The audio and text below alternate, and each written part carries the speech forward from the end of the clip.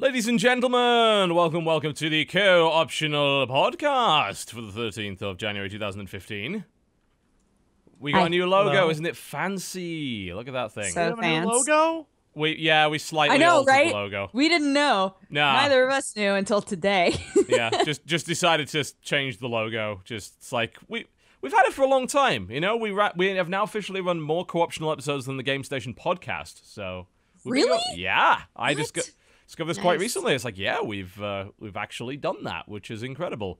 So What? That blows my mind. It felt like we did the Game Station podcast forever, and it seems still like we- feels like co-optional podcast has just started to yeah. me. Nope. I mean, we can rename it if you like, now that it has absolutely No, no meaning. I'm We good. can backronym it like Jesse's channel. We can make up some shit.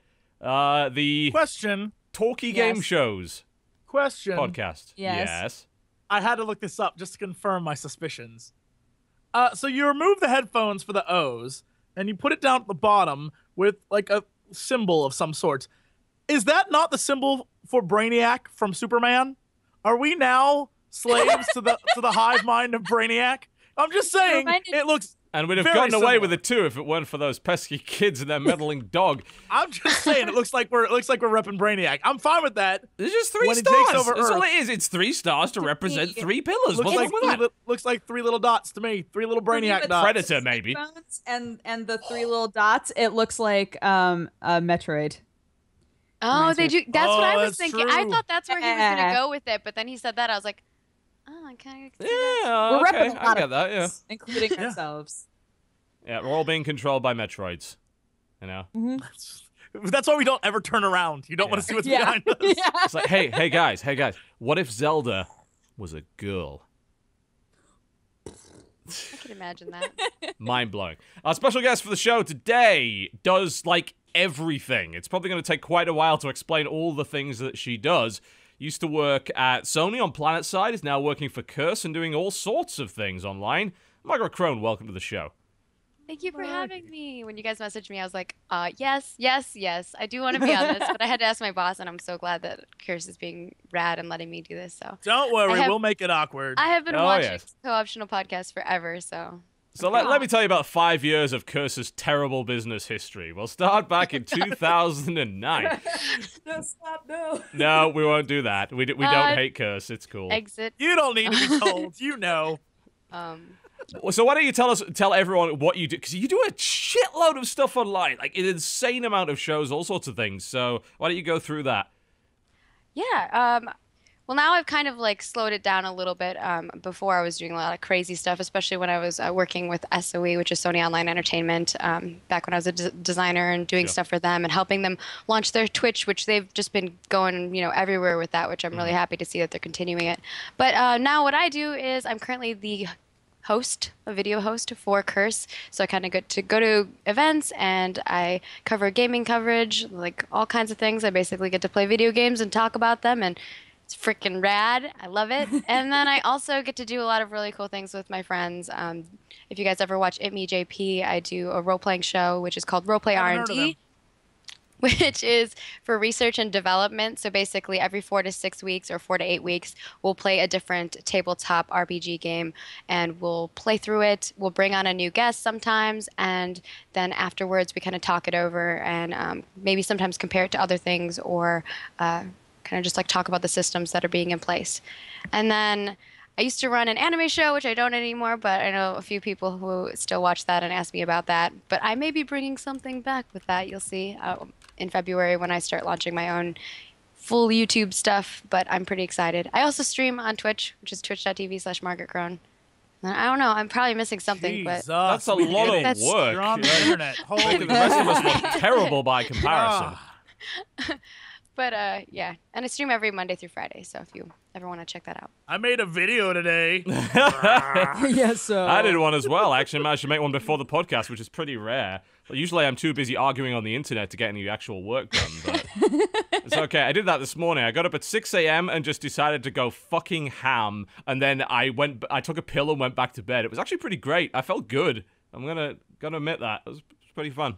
Yeah, I mean, I you still got have to to- save a little bit of time because you didn't put on any clothes. So Yeah. bathrobes really cut down. How many bathrobes do you have? 'Cause I have think 5 now. We're Right? working on the Like, collection. he's so- always wearing a Not different enough. one. Yeah, You know I do what? need We more. can send you like one that's like a Batman one, so you can just like. Just kind of put it over my head. Yeah. Yes, you need one of the bathrobes that has a mask on it, and it comes down like this. I see what you're trying to do here. You are trying to stealth Kigurumi, and I'm not okay with that. I see exactly what your plan is. What do you mean? Absolutely not. No. No, seriously, I started wearing bathrobes inside mostly because, like, comfort with all the treatment shit. I'm like, you know what? Wearing clothes actually is painful. So, like, no, I'm not going to do that. I am a YouTuber. I'm going to take full advantage of that shit. That's how it's Yeah. going to be. You're a strong, especially if independent you're just woman, doing, and you like, can wear a videos. bathrobe if you want. Indeed. You don't know? need no clothes. You If I'm going to show a bit of chest, I get to show a bit of chest, you know? Look, true. look. So if you show a she's little on bit like of chest, no pants. I can't be held responsible for what Oh, you're wearing. no man. pants My- ever, my right? No, feelings. yeah, like never wearing pants no. ever. Yeah. Absolutely not. No. I'm going to get away with this for as long as humanly possible. It's going to be like 2017. It's like, Up, TB, like- haven't you finished your treatments? Like, no, it's still going on. Nope. Nope, Still got it's, things to do. it's happening. I haven't Yeah. worn pants in years. Yeah. It's not bad, I got to admit. Like, that was... I think that's the thing that a lot of people look at as the best benefit of working from home, and I hadn't really, until this year, fully started to exploit that. So I feel like I'm cashing in on lost time here. It's good. Dude, like when I'm There you go. streaming, no pants all the time. Man. Absolutely. Like Why the hell who would can you? sit at their desk and like wear jeans? Like I'm just like. Go on. You know, I used to find that very comfortable, and now I absolutely do Really? not, because my I'm insides have like been always wearing rearranged. shorts or pajama pants. Like I can't just Absolutely. sit for a long Yeah, it's period PJ of time like pants that. always. Fuck yeah. PJ I couldn't. pants all the I couldn't time. do nothing because I always wind up being like, I want to show you this thing, and hopping up and walking away, and then And then everyone Tumblr would know. gets it, and that's Everyone it. would know. You're done. Yep. I only wear True. boxers. Boxer briefs, actually. Right now, they are. This is a little No. more information than we asked for originally. No, I hold gotta- on, man. We need a I'm crotch trying shot. to figure out what these damn things. Palm trees. They have palm trees on them. They have... They are Right. fabulous. Whatever happened with that Fabulous. company where I'm wearing them you- right now. Me undies that talking about sent me 40 pairs of underwear. I'm wearing them right now, baby. Wearing them right now. Whoa. Just because I bought that one pair that was bright pink that said "Love Me" on them. I That was tweeted a shit long out. podcast ago, wasn't it, when that happened? And It was a 40 long pairs- time ago, man. It but takes a while to wear out 40 out. pairs of underwear. let me apparently tell so. you. I don't even want no. No, I mean, I'm not gonna go there. I was like, I had no what do you desire wear to on know, your but he underwear to begin with. I'm just like forced oh. us upon us They, They, anyway. you know, eventually they get their holy underwear. yeah, you itch and stuff. You know, your butt I don't itches a care. little Man, bit. You I itch. don't care. I'm not sometimes. saying like I shit my pants all the like. You know, every once in a Alright, while I just alright, Don't talk about alright. when you shit Welcome for to the 40 of Co-optional these. Podcast. We do occasionally talk about video games. Let's end this before it gets too far, if it hasn't already. Coming up the show, we'll be talking about the games we have been playing this week, and then we'll do some news, and then we'll tell you what games there will be in January, of which there will be basically none whatsoever. And then we can wrap the show up, and we can tell you to go to our channels so that we can earn the pitiful CPM of January. The just awful. It's almost a month where you're like, why am I even bothering at this point? It's like, I put this really great video together. How much you earn? About $7. Like, fuck! Come on. You do it because you love your viewers. TD, Absolutely. and That's because the they reason. deserve content. They do. They do. I don't believe either of you. I don't believe either of you. Oh gosh, that was too funny. January Yeah, is not a great January's, month. Like not. I ended up because I've been doing this show called The Weekly Forecast, where every week I like talk about the games that are coming out in the next week, and I highlight a couple that I'm really excited about. And for January, from like January, it's a pretty like short the show, right? second to last week of December to January 16th, I like haven't done one because I like covered all the games in that. There's And it was nothing. like pretty much only Halo Guardians 5 multiplayer beta, and then like There's H1Z1 like I think the is- Evolve beta, which isn't And a beta Evolve is because they went launching. gold before the beta. It's like, I'm not sure you understand how software development works. That's not what you're supposed to be doing at all. So what they really mean is demo. Yeah, let's call it exactly what it is. And then we've got Resident Evil Remaster on PC, I think is out in about a week. That's kind of it. Like, there really isn't much.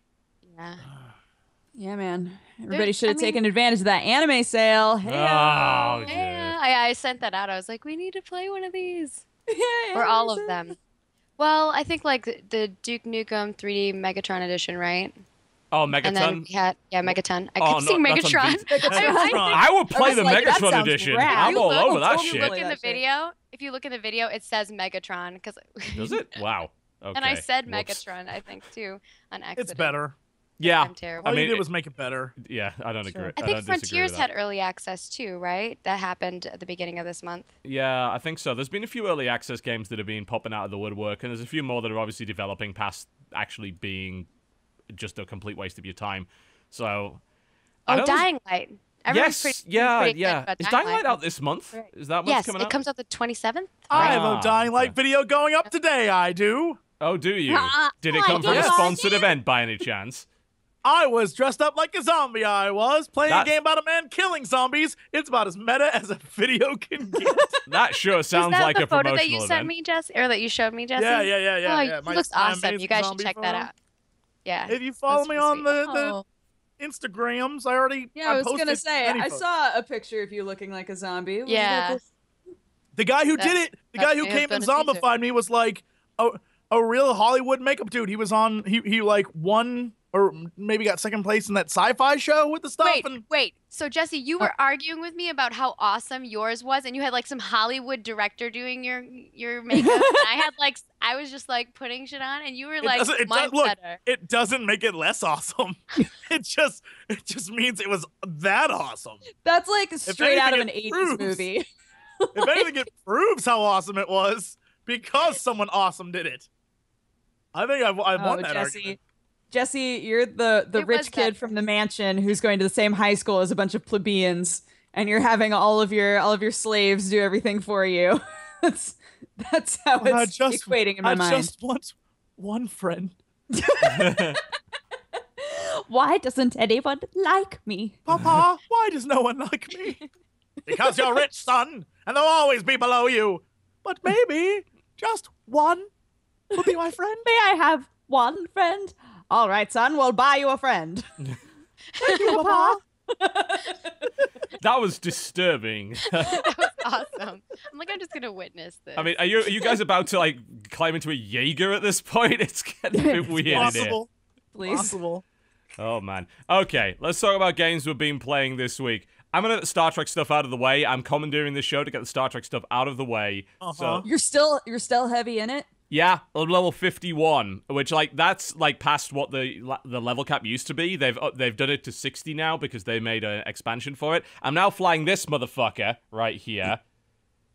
One of these. Very nice. This is why he I likes like to how talk he just, about I it. like he In just the end, has it. He like, yeah. I'm flying Can we talk this. about Star Trek stuff? Because I can actually show you. Oh, Who the hell doesn't have a Galaxy X Dreadnought model just lying around, you know? I mean, really. I also had a figurine of myself in a bathrobe made. So scale. Well, I mean, that's not entirely outside the realms of possibility. Wait, when we get figurines made, can we have a set of them where we're all in bathrobes? Just monogrammed bathrobes? Yeah, absolutely. I'll get Julian right on that. Some people have already asked, like, could we make co-optional monogram bathrobes? I'm thinking we could. I'm not sure if we'd sell more than 7 of them, but you know. Nope, those things would sell too much. I'd wear it. The kids want to have them. The kids want to have them. Make like a nice silk one. I would buy it then. Oh yeah, it's got to be comfortable. Got to be. It's got to be really damn comfortable. Yeah, no, we have 3 models. We have the TB, which is a super comfortable one. Yeah, fluffy one. Big We have the fluffy one. Dodger, which is the child-size one, and then we have the Cox. We have the Cox, which is the silky smooth one, the one that gets you laid. the hot Yeah. pink silky one. Yeah. Yeah. With the gold inlay. Yeah, I can see that. Yeah. All right, I'll get right on that. But yeah, I'm Perfect. flying this motherfucking thing around. And for like 50 levels, I was flying the escort class of ship. There's 3 main classes in that game. You can play science, tactical, or engineer. And tactical's supposed to fly an escort, which is kind of like the smaller, faster, maneuverable ships. Engineer's supposed to fly a cruiser, which is like your Enterprise, kind of big motherfuckers with slow turn rates. And the science guys, they fly the weird shit, which has all sorts of like, are rerouting tachyon beams through the deflector dish to stun this guy, and all those kind of weird abilities. You're basically a mage at that point in a spaceship.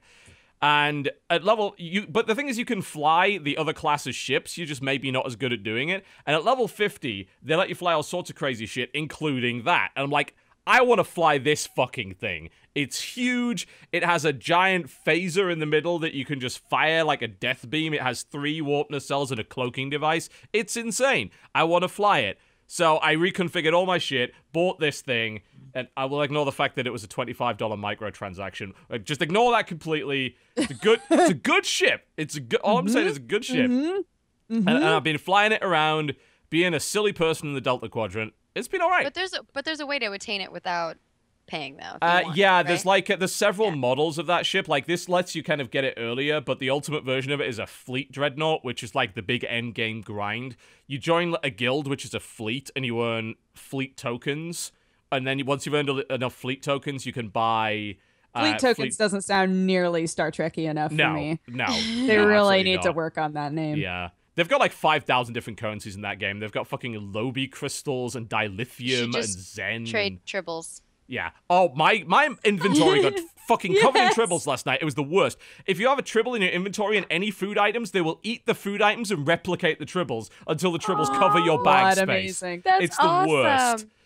I put them all out the airlock, every last fucking one of them. No, not the tribbles. I would just like have an army of them. There's actually a minigame in the game where you actually breed different rarities of tribble. You can actually do that in the game, and that you can equip them, and you can pet them, and they give you buffs. So that's awesome. Like then why are you throwing them out of your freaking airlock? Because they ate all my shit! They drank my Saurian brandy and filled my inventory with junk. I had to kill the tribbles. Wait, imagine a bunch of drunk tribbles. Drunk tribbles. Yeah, I was like, drunk they tribbles drank your brandy? Oh, God. I don't know. I feel like, TB, you needed to establish yourself as the alpha, and you didn't do that, so you gave up and shot them out the airlock. Yeah, I just got rid of them. I have a very rare quality Gamma Quadrant tribble that I keep equipped, and everything else just gets airlocked. It's just gone. Fucking tribbles. It's the worst. Can you airlock people? You in Starfleet, apparently that's not okay. You just be like, go in there. There's no reason. It works. When you come over in the fall and we do the whole DragonCon thing, we're gonna play Battlestar Galactica and we will airlock Jesse. It will be great. Best game. Airlock Jesse. I'm never the bad guy. He's not here. Hashtag airlock Jesse. He's the I'm Cylon. the bad guy. Even if he isn't the Cylon, we just don't like him very much. Get rid of him. Don't lie, Jesse. You are always the bad guy. Every time I've played a game with you, shit has changed. Like, the tides turn, shit goes bad. I'm like, you're a fucking bad guy. What? It came as a surprise, didn't it? Right? It came as a surprise when I was, because I never am. That's the trick. I got you that time. But if you do it so many times, like, I think I'm gonna That's catch why up. We're just gonna eventually assume you're the bad guy constantly, which is fair. Yeah, I did it once. You know what? I'm gonna airlock all of you to liking me again. Oh dear. What? I don't have any friends anymore. Like, Jesse has no social skills. Airlock if you us, already know. and then we'll immediately die in the vacuum of space, and then he'll collect our bodies and be like, "Now we're all best friends." That he has like tubes. He just like puts all his friends in tubes. You said this at breakfast. He airlocks them first, and then our eyes pop out. He puts glass eyes in there, and then puts us in tubes. What the fuck is happening? That's exactly what's gonna happen. All I said was, at our table there were jellyfish in a glass thing, and I said, wouldn't it be nice if you could just put your friends saying, "Look, don't judge me." It was weird. I was like, no, I don't want to put my friends in a glass jar. That's weird, Jesse. What? They're always around, but you don't have to deal with their shit. You know, the shit friends give you, nah. You don't have to deal with it, but they're still around. You still have friends. You just don't have to deal with them. I'm just saying it'd be easier. I understand why psychopaths stuff and kill people now because at least they're around, and you can make up your own life. You don't need to worry about theirs. Where did this come from? I don't know what's happening. This is getting really strange and kind of scary and dark. Whatever, tribble bags. It was like I was like, down. All right, that was okay. All right, Jesse. If I could take 200 tribbles and then craft them into a fine bathrobe, I would do it. I'm just telling you this. Tribble bathrobe would be amazing. That would bathrobe would always get bigger, and you'd wonder why. Absolutely. But no, I mean, I'm enjoying the game still. Like, I think the end game's kind of grindy, I guess, because it's kind of all min-maxy. Can I get a better setup that does more damage? You know, can I beat all this stuff? They've also got advanced difficulty levels, which is nice. Like, not a lot of MMOs have that. You can literally do any quest on an advanced or expert difficulty. Gives better drops, but kicks the living shit out of you. Like, it's really difficult. So, that's pretty fun. You know, it's alright. I've got the Delta Quadrant, and they've put all the voice actors from Voyager in, so you get to talk to Tuvok and Worf and Neelix. Yeah, do an entire mission where you relocate Neelix's, like, new colony to a different world. And then you encounter... It was that one Voyager episode where there was this entire race of people that do nothing but dump toxic garbage all over planets. You encounter them, and then you just kill all of them. It's great. You just, like, fucking murder them. It's fantastic. It's... Litterers. It's good enough. The ground combat is still absolute garbage in that game, but the ship combat is pretty fun. They've also got this... They've had this in for a while, but they've got this little kind of mini-game where you collect bridge officers, and they all have, like, different stats. It's kind of like a Facebook game, and you send them on different little missions. I suppose it's kind of like the garrison system in WoW, and like I was just about to say, man, so many games have systems like that now. Yeah, it's like it's an offline progression because you get a bunch of rewards for doing it, but you can do all sorts of stupid things. Like you can literally organize a meal for your senior officers. You have to collect food. You get some food, and it's like 5 senior officers. It can be a disastrous failure. That's the best thing. It can actually be a disaster and send people to the sick bay. It's actually possible for things to fail that badly. Now I find out John is just really bad at cooking. The shit cook. Yeah. I can't even operate a replicator. I'm that fucking bad. But yeah, so it's, you recruit like hundreds of duty officers, all with their own like little unique skills and stats, and you try and get rare ones. It's almost like collecting Pokemon. It's kind of cool. They've been in the game for ages. Like they implemented the system about 2 years ago, but it's neat. Like I get to log in the morning and see what happened. And it's always exciting to get a critical success because you always get like cool items, lots of money if you do that. Also, it means you can reach max level by doing not a fucking thing if you like. So that's all good. Why not? But yeah, it's Star Trek Online's pretty fun, actually. I'm having a decent amount of time with it. I'm playing a good couple of hours every day. Have you checked out Elite Dangerous at all? A bit. Like, I keep forgetting how to fly. I've done the tutorial 3 times now, because I'll do the tutorial. I'm like, okay, I know all the buttons. I know all the procedures. I'm good to go. And then I just won't play the game. And then I'll come back in about 3 days. I'm like, I forgot how to land. Let's do the tutorial again. It's like, I forgot how to travel. Let's do the tutorial again. Is it super complicated? It's like unintuitive. I would say it's unintuitive. I don't think it's complicated, but like most of it is pretty much similar to other games that you've played. But then there's like these, like when you're jumping and stuff like that, like it's a little weird. And landing, you have to find your way.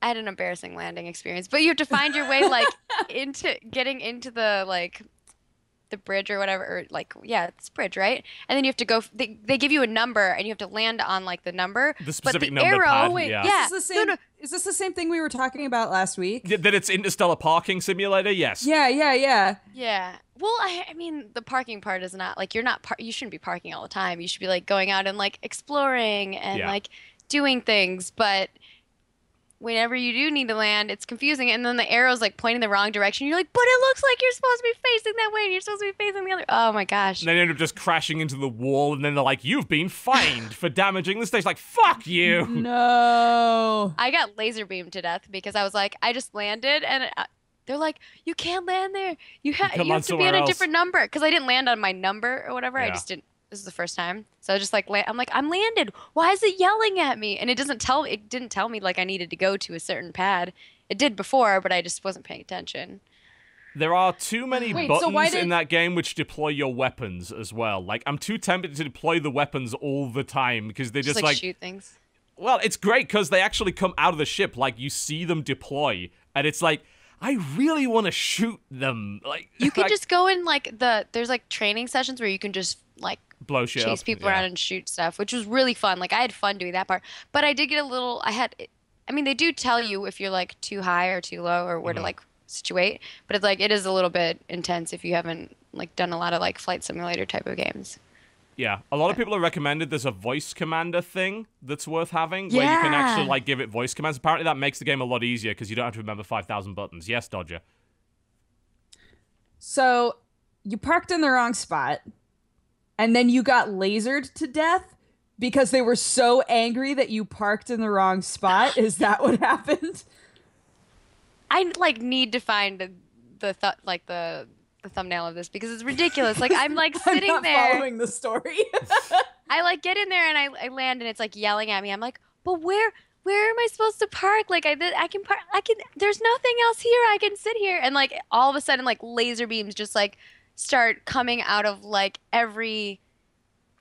I don't even know orifice? where it came out of. I was gonna say orifice, like the ship just like holes in the ship just like opened up and like just guns firing at me.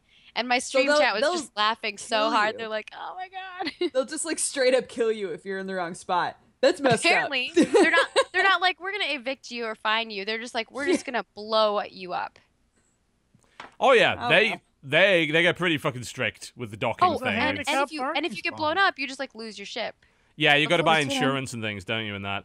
Yeah. I haven't really haven't had a good start at it yet because I feel like when I will start it and when I actually get into it, I'll play it for a long time because there's a game called X Beyond the Frontier, which was the first game in the X series, which up until X Rebirth was a really good space sim. Like it got very complicated by X3 Reunion, which was like the third one in the series.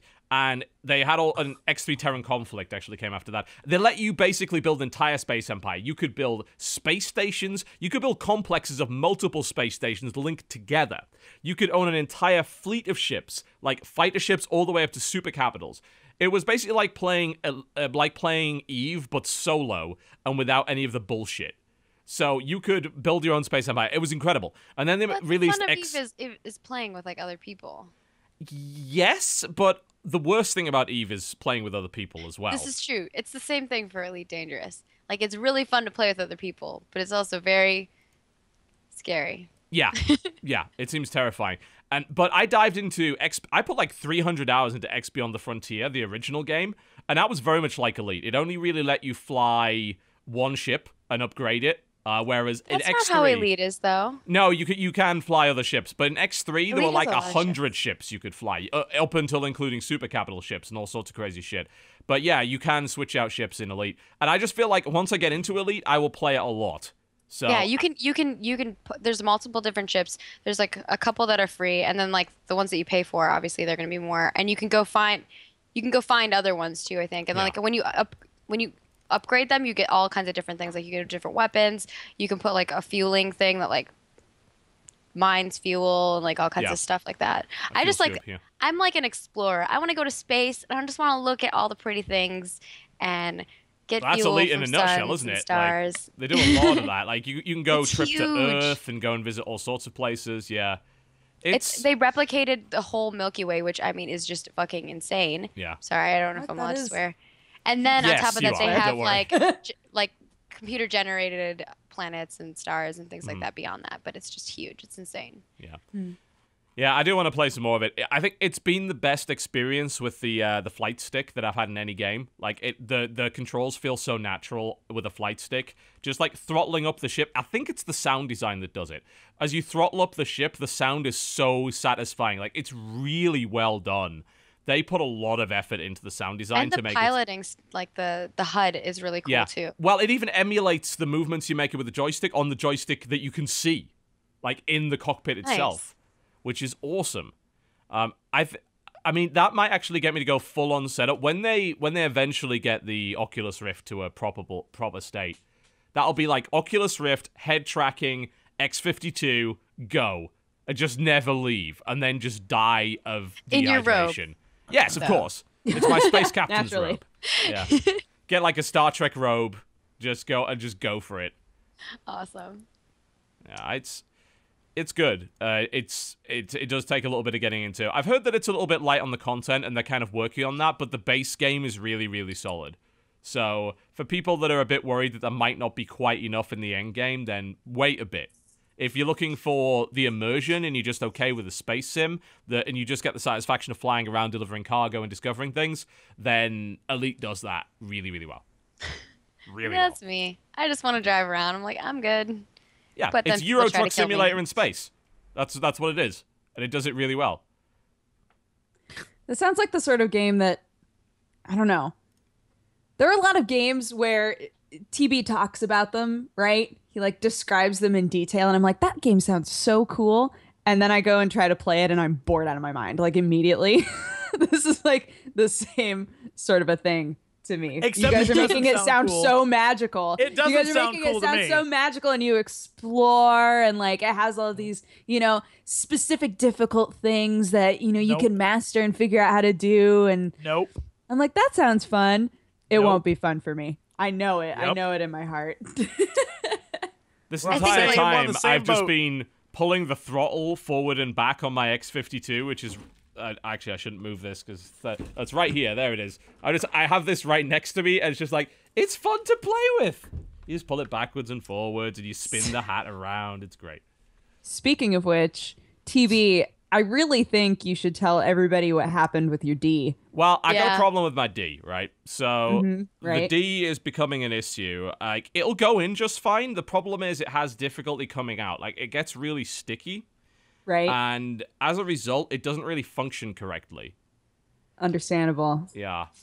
Mm-hmm. It's a bit of a problem. I was like dying earlier. What happened?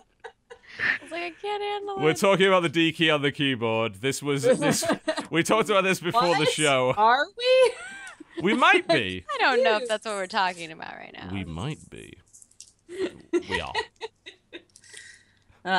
Jokes. Yes, indeed. Okay, what else have we been playing this week? Or am I going to go through all the PS3 games that I've actually been playing this week, surprisingly? I mean, What you PS3 started, games are so you go for it. All right. Well, I played both more Dragon's Crown and more Persona 4 Ultimax. So... Oh, Persona 4. It's good. I mean, Persona 4 Ultimax in single player is really weird because it's basically a visual novel, and every 20 minutes you have a fight. Like, it's a lot of voice acting, and then there's a battle, and then there's a lot more voice acting, which is fine if you want more Persona 4 story. Because that's exactly what... It's the same thing with Persona 4 Arena. Is it did that the same. the one with Rhea and... All the Persona 3 people? Yeah. Yes. No, there's like 2 new characters. Yeah, I think so. In Persona 4 Ultimax, that's the latest version of the fighting game. Okay, because I was like... The Rhea chick, the one that always eats everything. Like, she's like eating donuts and like... I thought Chie does a lot of eating, but that's mostly meat, though. I have a poster that somebody got me, and I love it so much. I really need to put it up. But it's just Chie surrounded by like pieces of meat floating around her, and she looks so happy. Maybe I'm thinking of the wrong character. Maybe. No, I'm not. I'm certain I'm not. I'm not sure who specifically you're talking about, but I'm sure that's probably right anyway. So, it's a fighting game, for those who don't know. It's the sequel to Persona 4 Arena. So it's got a bunch more content, but the cool thing about it is that they put this mode in, which I really like, which is called Golden Arena. And what it does is it's like it's a permadeath thing. So you start with a character, and it starts at level 1, and you fight through a ladder of like 50 characters. And you level up, and you gain passives as you do it, and you also gain social link with another character who gives you like bonuses throughout the fight, like regeneration, and comes in to help you. It's a pretty neat mode. I like it a lot. It's actually got quite a few modes like that. So if you don't like the whole 20 minutes of voice acting and then a fight and then 20 more minutes of voice acting, it does have other things that you can do. And as a fighting game, it's really good. Like, the characters are very varied. It's not that difficult to get into. Some of the characters are a little bit complicated.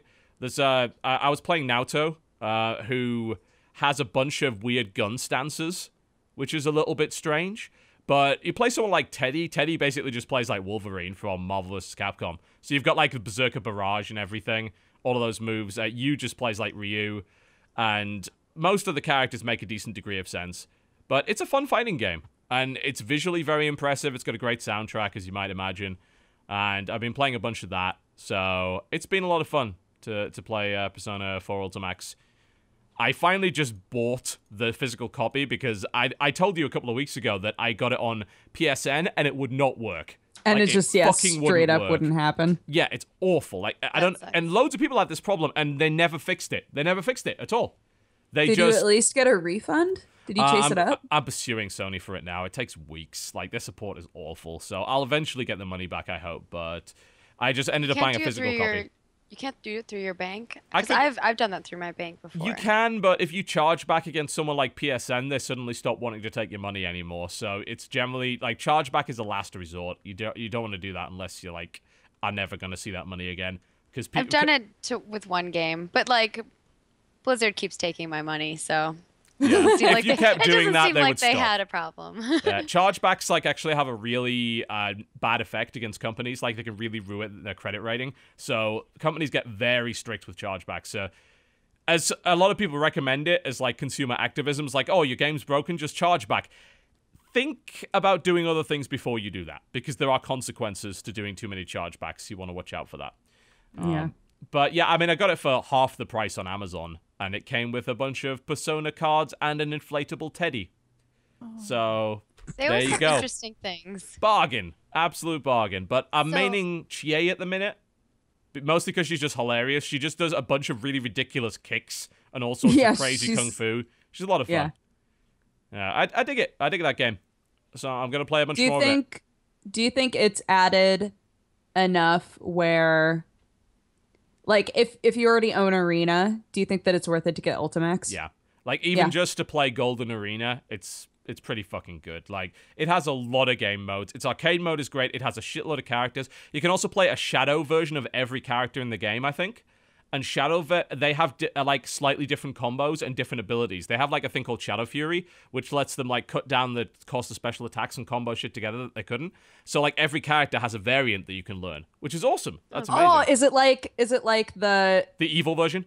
The evil version of them that you find in, like, their special world? Yeah, the evil have different voice acting. That's like, fucking cool. That's so cool. Yeah, it's pretty awesome. There's a lot of content in that game. Like, it's a really fun game if you...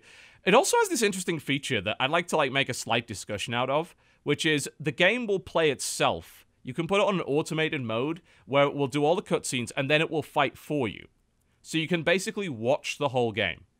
Do you like choose what interesting what their like main attacks are, or no? The AI just takes over and fights for you. So it does all the voice acting, all the cutscenes, and plays the game. So you can just watch the game. And some people really don't like that that's in the game, but I personally like, especially for a game like that, I'm okay with it being there. I can see that... It's not like you have to use it. It's just like it's an optional. extreme version of like the casual difficulty setting of like, you just want to know the story. Cool. Here it is. It's a movie. I think it's really relevant because Persona 4 Arena is a spin-off. Final Fantasy needs to do this. It does, actually. It really fucking does. Persona 4 Arena is a spin-off of, obviously, the Persona 3 and Persona 4, which are RPGs. They're JRPGs, with some social game, like dating game stuff in there. But this is a fighting game, so I can see someone coming from Persona 4, not really knowing how to play a fighting game, but wanting the follow-up story. I'm going to admit, I was in a weird position when I beat Persona 4. I was sad when I beat it. Like, I was genuinely sad. I was like, I want more of the story. And Persona 4 Arena was the continuation of it. So... If I was not into fighting games, I could actually see someone running that. And I wouldn't have a problem with that mode being there. I mean, that's such like a crazy thing to think of, because like a lot of fighting games do not have that epic storyline at all. No, they don't. Like, you're just like, I'm this dude and you're that dude and we're going to fight. We're going to fight, yeah. Yeah, there's a lot of work put into the story for mode. Some arbitrary reason, let's battle. To be fair, that's Persona 4's plot as well. It's like, some reason there's a tournament going on that General Teddy organized. Let's go. And then they do it kind of a second time, but it's kind of how a few animes start too. Yes, actually. Well, I mean, Persona 4 obviously has an anime, which is terrible, and you shouldn't watch it. It's real bad. Awful, it's real bad, you guys. Both of them. Golden is even worse. I watched them Golden too. is awful too. Persona 4, like, you can maybe watch the anime of that. I watched the anime of that, and it was kind of okay. Like, it was alright-ish. But I watched the first 5 episodes of Golden. I'm like, this is the worst thing I've ever fucking seen. It is literally nothing but fan service scenes over and over again. It's embarrassing. I know. Absolutely not. Yeah. So I played that. Well, that's a lot of anime for you. Like, if you can't handle fan service, I mean... I avoid it. I actively avoid it. That's why I watch so little anime. I actively go out of my way to avoid fan servicey animes. That's why I watched Psycho-Pass and liked it a lot. I'm in the same boat as you. I mean, I don't go out of my way. I'll still watch certain ones, but like, I do prefer the non fan servicey ones, just because like it does take away from. I'm like, whoa, I was into this, and now I'm like, just pulled me There's right boobs out. on the screen. I'm yeah, so clearly confused. this was not like you just put this in to sell figurines. It's different whenever it's like they're on a beach. Okay, get it, right? But like you're in a mall and all of a sudden she has no clothes on. Like what? Like, what the fuck What's happening? Oh, there was a gust of wind suddenly. I am very embarrassed. Like, oh, god damn it. Oh man. The other thing I played, which I guess isn't really fan servicey, is Dragon's Crown. And I played that with the missus. I played quite a lot on Vita actually, but I stopped playing it because the later levels on launch were really, they dropped frames a lot because, I mean, it's a very busy game. There's a lot of visual stuff on the screen, so when you get multiple characters on the screen, everything starts getting down, it starts dropping frames. So we put the PS3 version on the projector, which we got for Christmas. That is a fucking gorgeous game. That is a beautiful, beautiful game. And myself and the missus played a combination. We played Amazon and Sorceress, so we were having a boob off essentially. Like who has the largest chest? And we had a lot of fun with that game. That game is Golden Axe with loot, and it's great. I like how you started this with, it's not as fan servicey, and then you're like, we fan-servicey. had a boob off. There is nothing fan service about that Thank game. you. That is a very deliberate design choice. That is a very deliberate aesthetic. Like, I think fan service is when you take a character that isn't like that and then make it like that for the sake of like, but what if she had no clothes on? It's like, well, no. I mean, these characters just start off, you know, the Sorceress is very chesty. The Amazon is very disproportionate. Like, she's very lumpy. Yeah. She's got a lot of muscle mass. She's very lumpy. She is. Look at the thighs on that woman. Like, she could crush heads. Like, Chun-Li is cowering in fear looking at the Amazon. She is a scary, scary woman. But it's just a really fun game. Like, it's absolutely gorgeous aesthetic, absolutely wonderful. And I played it with the missus, and we had a good time. And I intend to play more of it because it's a great brawler. Really awesome. Sick. Yep. All right. Dodger, what have you been playing this week? I played that Puzzle Forge game on my phone that you told me to play. Okay, how do you feel about that? I'm enjoying it. I feel like every time somebody comes to me and asks for a gold item, I just tell them to leave because there's just no way I can do it in time. Yeah, it's so Puzzle Forge, by the way, guys. Puzzle Forge 2. TB told me to try it out.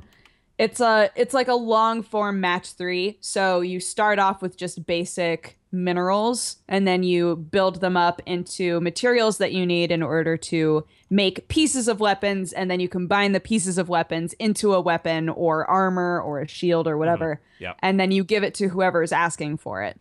So the better like material that you need to combine smaller and smaller materials. So it's like it starts off with just like rocks basically. Yeah, and then they become like ore. Bronze, yeah. Yeah, and then ore becomes like silver, and silver becomes gold, and it can go even higher than that. But you have a small grid to work with, and you work in a sequence of days. So the first day you have just a blank slate, but the second day, anything that you left there is still there. So your space just gets more and more cluttered unless you're really good at it, which I am not really good at it. I'm awful at it. Like, I had to stop playing it. I'm that bad. I can't play that game. It's just too difficult. It looks interesting. If you're good at puzzle games, I think it's really fun. But yeah, anytime they have like exceptional customers that ask for something outlandish, like special magic items, like with high stats, yeah. And the one of the first exceptional customers that you get is this lizard dude, and it'll always be a different item, but he always wants something gold. And by that point in the game, that's like 12 or 13 days, game days into the game, and I just have shit everywhere, and I'm like, how do I get rid of all of this shit so that I can make this gold thing? There's just like not enough space. So it's kind of a management issue, but I think the furthest I got was like 20 days in. I got to the third exceptional customer, who is a dragon with a teacup who blows fire all over your board and just kills you. What? Like, okay, well, what? Fuck it. It's hard. That game is. I can't remember if you actually have to pay for that game. Do you? Is it free to download? No, it was free. It just let me download it. Yeah, so it doesn't. Yeah. It didn't seem like microtransactions were a big deal in that game, from what I could tell.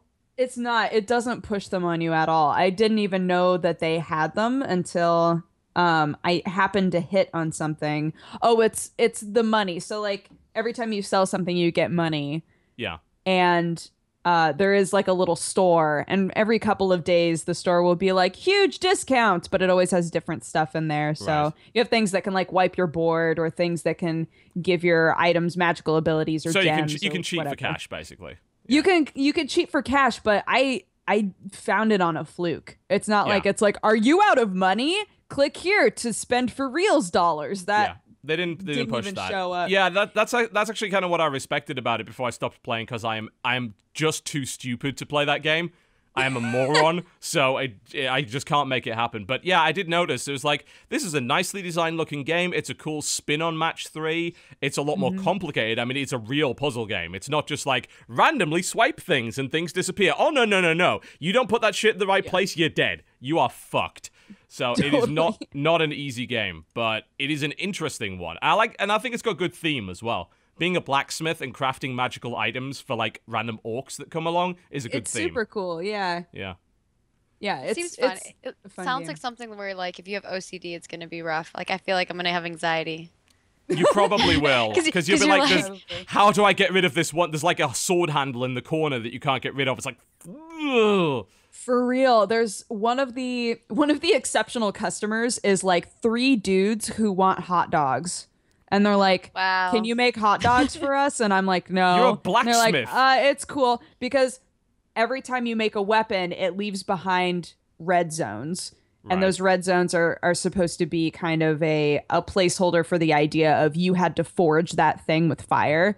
So Okay. they're like, it's cool. Just like make some weapons and we'll just throw our hot dogs on the fire. That's so pretty you wind funny. up with this board filled with just like weapons all over the place, because they just needed the fire.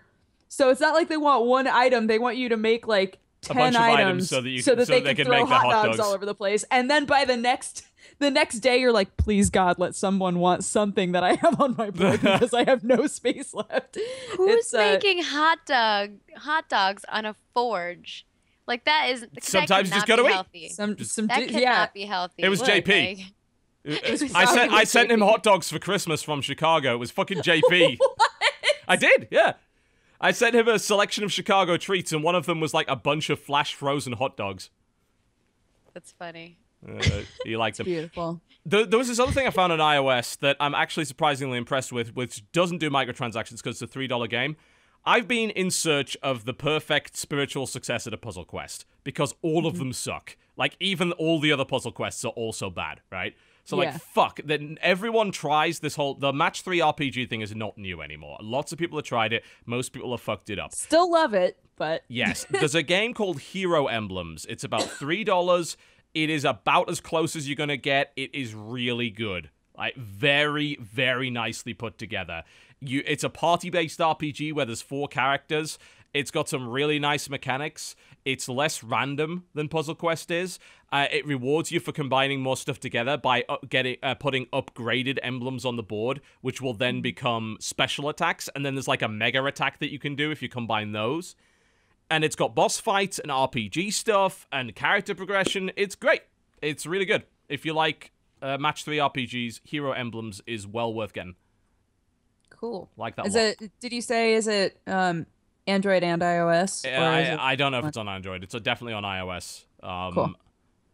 But I don't know if it's on Android. I don't really I don't see play an a lot of Android. Android games, honestly. Yeah. I don't think... Jesse, what do you think about Match 3? He hasn't spoken in like RPGs? 20 fucking minutes. What is he doing?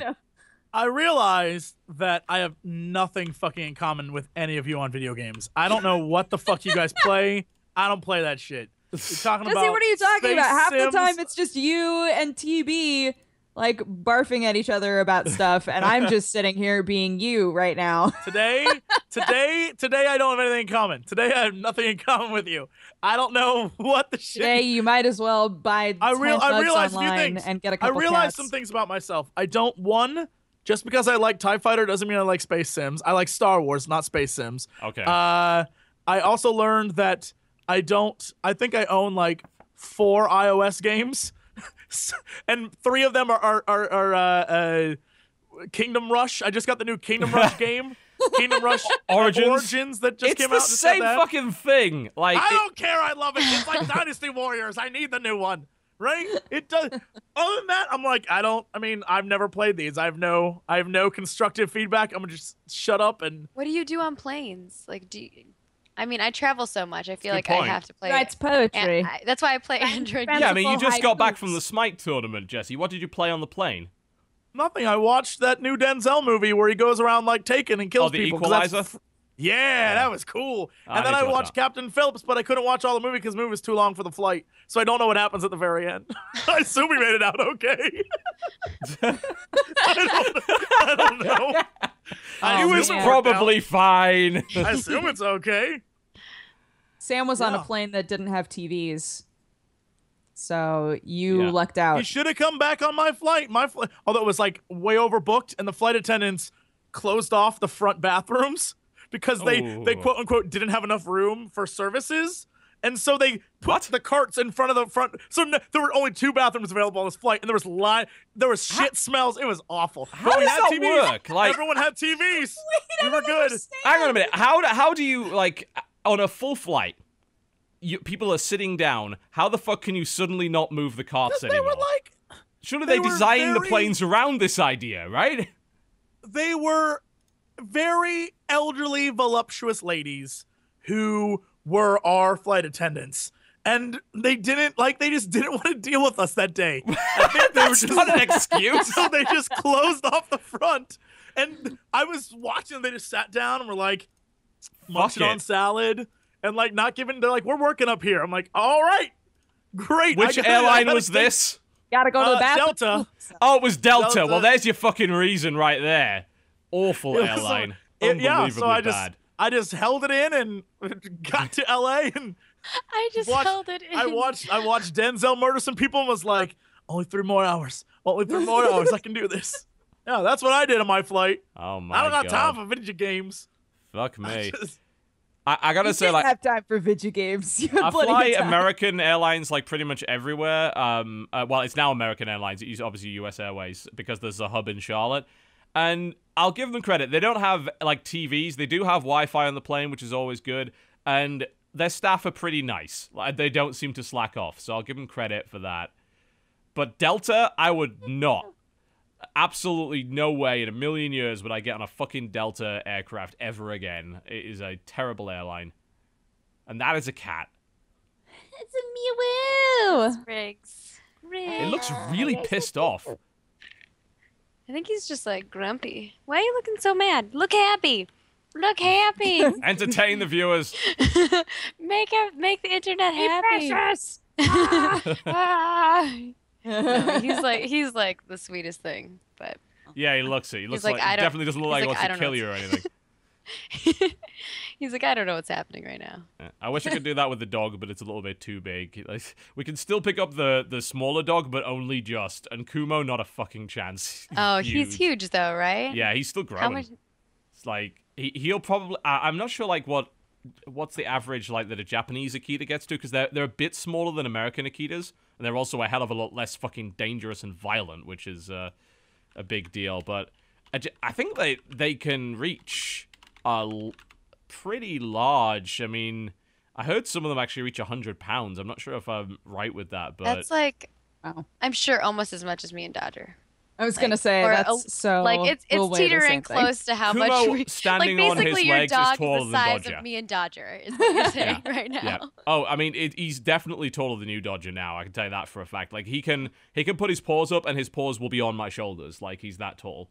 Yeah, there's there's a Great Dane in our apartment complex named Luna, and she's so pretty, but she is definitely bigger than me, like way bigger than me. And every time I walk up to her, her head, she's not like up on her hind legs, just like standing there. Her head comes up to here, and I'm just like, "Hi, Luna."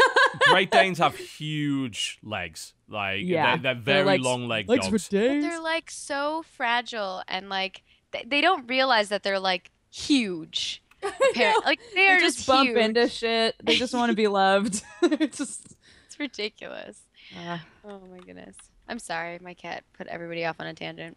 Animals. It's fine. We're almost kind of approaching the break anyway. I feel like we were on a topic and suddenly it was distracted. We were by talking Kat. about your games that you were Puzzle playing. Forge, Jesse... and then it turned into Puzzle mobile Forge and games. Hero Emblems and stuff on flights. And Yeah. before we go to the break, let's Jesse, I want to hear about the Smite tournament. So you and Strippin went to the Smite World Championship, which was very successful from what I've heard. Like, it did really well. A lot of people seem like they really liked it. It was a lot of fun. What do you want to know? What can I tell you? That the tell me world about doesn't know about it being amazing. Scylla Pew Pew called it. Maggie saw it. She watched. She was there. She watched the day before when I said what was going to happen in that final, and I called it because I knew it. I knew that shit was going down. I was like, he's too good. He's too good at stealth game. Too good. He's like, called it. There's a video that exists somewhere that they never uploaded, but trust me, I called it. They can probably give you the footage of that if you want it. You should, and I'm just put it up called Jesse Cox, American Prophet, and we'll just put that up on the internet. And you know, it was a blast. I think it reminded me. I think this is good. It reminded me of Evo a lot, and I think that's a good thing. Like, it didn't seem like for the first big tournament, it didn't seem like it was like had any kinks or anything. Like everything was very smooth. Everyone watching it was like, "Oh, this is like super professional." Oh yeah, the the amount launch of tournament behind went the well scenes too. work. It did, but it Wasn't quite as good as me, this one though. Yeah, it didn't feel as polished as this one did. This one felt It was definitely like a smaller event. yeah, this one felt pretty amazing. And so yeah, I was blown away. I was blown away by just the amount of people there. I was more horrified by the amount of people who knew me there. I didn't think I had a big Smite audience. Well, but you I was played stopped in all the time. Didn't you do 2 brand deals with Smite? I know you did one with me. I'm not sure if you did one previous to that. I've done a bunch of brand stuff we with all Smite. did one. Yeah, we've all been given money by Hi-Rez to play their game because we're horrible shills. That's true. But it was weird. But I will say 90% of the people who did come up to me were like, "Oh shit, you're Jesse from the podcast." I'm like, "Yeah." Aww. Cool shit. I don't got such. This The other thing I podcast? do. The other thing I do, it doesn't matter. But this podcast, it's the hotness. This is the hotness. Well, The new So hotness. I mean, not to take credit for that, but I played a lot of Smite in beta and the alpha. Like, I did coverage in 2011 when they announced that behind closed doors. We did coverage of that game. We And- played it in like beta. We did a long Remember? time ago. We played it together a few times on that one, and I've got to the point where the referrals that I've got are so ridiculous that I've literally bought everything in the game, and I still have 300,000 gems and 5 million favor. And Just I have rub it in there. sorry, Wow. I bought all the chests, like to the point where it won't let me buy any more chests. It's like you own everything in the game. You can't have it anymore. I'm like, God damn it! I want to buy more chests. I like opening them. There's things inside. And I've got to admit, they did a nice little way to their crowdfunding method was pretty good. They did something Very called cool. the Odyssey. They ended up raising over $2.6 million. Yes, and big so prize pool. everyone who came to the tournament, there were 8 teams from all across the world: Latin America, China, US, EU, and all of them went home with money. I mean, yeah, that's obviously, great. like when you get That's 32K awesome. and you go to Europe, you're getting like half of that and half of that. no one there believed So me. it's not No that one much there money, believed me. but still, it's pretty awesome. I'm an esports pioneer. I'm a prophet. I know how things are gonna go, and I'm telling you, Yeah, 2016. the anti-Artosis. You don't curse. Watch you out. bless. Watch out. I everyone there, no one believed me, and they all laughed at me when I said it. But China's coming for your ass. China's coming for your ass, Smite, and you don't even see it happening. Those dudes from China, the guys on OMG, 3 months they played together, and the people who were there were like half of them weren't even part of the team because they had visa issues, and they still were kicking ass. I'm telling you, China, the version they have, only like 14 gods. China's coming for you. You just don't see it. I'm jumping on that bandwagon right now. Well, That's all I'm saying. Smite is doing really well in China because Tencent essentially bought the game, published it in China, and pandered, I might add, to the Chinese audience. They literally added more boobs because apparently China loves that. Look. There's already boobs. Call me There's a China. lot of boobs in then. that They added- game. they I added mean, more? Call me China. yeah, 'Cause I apparently. love Although too. I will say they need to add more female support characters because they're like all male pretty much.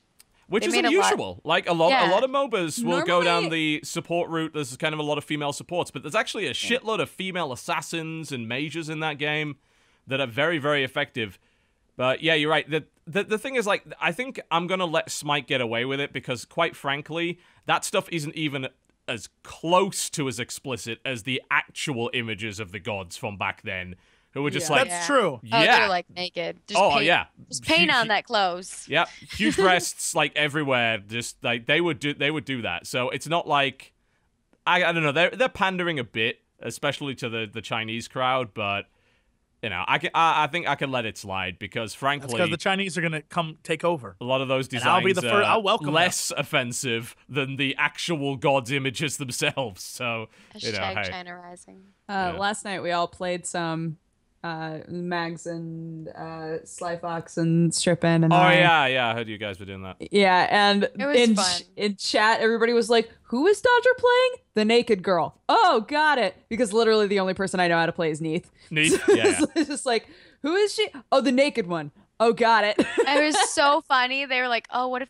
She's like, "What if they ban him?" And then the other team takes it, and she's like, "No." Got really, really upset. Yeah, I was like, I swear to God, if they take Neith, I don't know what I'm gonna do. And it was like, doing okay. They hadn't banned her, obviously. And I was like, they were like, nobody's gonna take Neith. It's fine. And then immediately someone took Neith, and I was like, who do I play? What do I do? I don't know what's gonna happen. You need to have more than one character in your roster. She was, Dodger. I heard Come her on. How many times have I played that game, TB? Not many. Not many, but you did play Neith every time. Yeah. So my favorite character is my favorite champion to play, or like god to play, is Odin.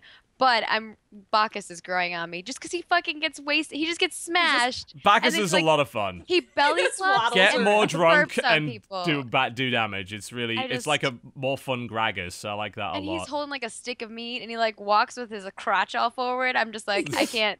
This guy, I need him in my life. That's just objectification. That's disgusting. We can't have that. I would like to see a fertility goddess who's just huge, like just big. She's pregnant. She should be pregnant. Yeah, just big pregnant fertility goddess. Woman being like, oh wait, no, they can't do that. They can't put like a character into battle who obviously has a baby. That's not gonna happen. No, the baby's the weapon. She wields the baby and twirls it. And That's the worst thing ever. What the fuck? She throws the baby. Yeah, the baby's attached to the umbilical cord, and that's her ultimate. She just like wheels it around the head. Like, with it. What the fuck? That sounds like and then the baby, here's the best part. The baby is also wielding like a weapon, like a sword. Another baby? The baby, and the baby's like, that'd be amazing. You're welcome, Smite. That is new god. Terrifying. And on that note, we're going to go to a break. When we come back, we'll be talking a little bit more about the games we've been playing this week. Jesse might even say something. Who knows? Everything could potentially happen in this show. What a mystery! We'll be right back. Ladies and gentlemen, welcome back to the Co-Optional Podcast. Things got a little bit weird there, I got to admit. When? At the end of the podcast or during the break? Well, I mean... Was the babies being thrown at people? It was mostly the baby nunchucks that were a bit I strange. just wanted to make sure it didn't escalate while I was gone. No, as far as I'm aware, it didn't, but I couldn't hear what Jesse was saying. So. I don't see anything weird about that. No, of course you don't. I don't. I'm sorry. You have such high standards, but for discussion, yes, I do. I'm well known for my high-minded discussion on this show. No one has a problem beating up Cupid. He's a little baby. No one cares about him. He's like technically a baby, though. He's a dick. Well, he's just a very small. Well, if person. you're a baby god like coming out of a Dodger fertility and I are god, then small you're not people. really We're not babies. We're not babies, Jesse. Not babies. Jesse confirmed as babies. infantilizing women. Alert Tumblr immediately. Look. Infantilizing? Indeed. Why are you infantilizing people? Dress like a baby, get treated like a baby. That's all I'm saying. That's all I'm saying. That sounds like a pretty good deal. You don't have to do shit. If it looks like a literally. baby, it probably needs to be treated like a baby. That's all I'm saying, Tumblr. He'll do everything for you. Dress up like a cat and then literally just live my life sleeping. That would be cool. awesome. As if you need an excuse like to a do cat, that get anyway. treated like a cat. I'd have to poop in a box, though. Not into that. You don't have to. My cat knows how to go to the bathroom in the bathroom. Just train him. Oh gosh! Don't those teach little them thingies, those thingies that like slowly get smaller and smaller. Your bathroom's gonna be a mess for like. That's what you wanted, TB? A week. You wanted cat suck. chat? No, it wasn't. This is what I wanted at all. Don't teach them how to flush the toilet. It's a bad idea. That's where it all goes wrong. Doing it. Yeah, They just one of them pushes the other like... cat into the toilet, then flushes it. No, water bill will just skyrocket because they we'll think finally it's get fun. rid of Watson forever. That's And one they'll way to take do it. stuff and they'll put it in the toilet and watch it go down. It's just not. Don't do it. Fucking cats. Just don't do it. I'll flush it for them. Just flush it I'll for teach them how to flush it. Okay. Oh my. Cool. Right, let's get back on a video game. So, who else has played other things? Dodger, do you play anything else? I did. I tried out War the Game. Yeah. Speaking of games that I'm like, Why? I should try to expand my horizons and try to play games that I feel like I'm typically awful at. Why? War the Game is just, I think, a bad game. I mean, it's hard for me to tell, but I get the feeling that War the Game is just a bad game. Okay. It was pitched to me as Risk, but like Who pitched Love this Risk. to you? I love Risk. the internet. That's The internet pitched it to The me. I was gonna say, that was a friend. Several Not a friend reviews anymore. did mention that this game is like, oh, it's kind of like a real-time Risk thing. Nope. Yeah, that's what it's supposed to be. It Just like play Civ. Just play the Civ games. yeah, like literally, I'm bad at Civ, and I would much rather play Civ than play War the Game. I That love game, like it. the UI is awful. The way it looks is just kind of, I don't know. I know it shouldn't matter how it looks if the game itself is good, but the game itself just isn't good. So the way it looks just compounds. The look reminded me of trying to emulate, what the hell's the name of that game? Kind of like it has like What was the game with the nuclear missiles that was basically all that? It began with a D, did it? StarCraft. No. Got it. what? Not that at all. Damn StarCraft. it. Why have I What? forgotten the name of it? Oh, shit. Alright, it was by, Introversion. The guys that made Prison Architect. DEFCON. That was the name of it. Yes, DEFCON. Oh. Yeah. Oh. Reminded me kind of like okay. that. Interesting. Don't know why I forgot that. But yeah. But it's not very good? Why do you think it's not very good? It's like, I don't know. Like there are just things that pissed me off about it. I went through the tutorial and then I just didn't play the actual game. So maybe that's part of it. Okay. But Holy if even the shit. tutorial so it made me bored angry, you that much that you couldn't even make you it to the couldn't game. even it was get through the very tutorial. boring. Yes, it did this thing where, so there were a couple of things that pissed me off. One is, you know how normally when you're trying to select units, you can click drag to select units? Yes. Right? Okay, so it tells you, yes, you can do that. Turns out you can't do that exactly. You have to click and then connect the dots of your units.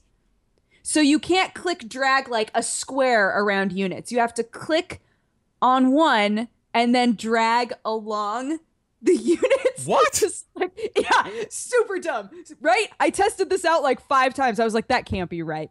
I must just be like not making the box correctly. No, that's how it works. And then I went into the menu, and the menu is like this huge thing where if you even slightly go to the left, it like sweeps to another menu. What? Or if you go slightly to the right, it sweeps to another That menu. sounds And I like it was "No, designed for a stop. touch device. I just want to, right? I was It thinking probably that. was. It probably I was like, I don't understand because the way that this is working doesn't seem like it makes any sense Okay. for like how, I don't know.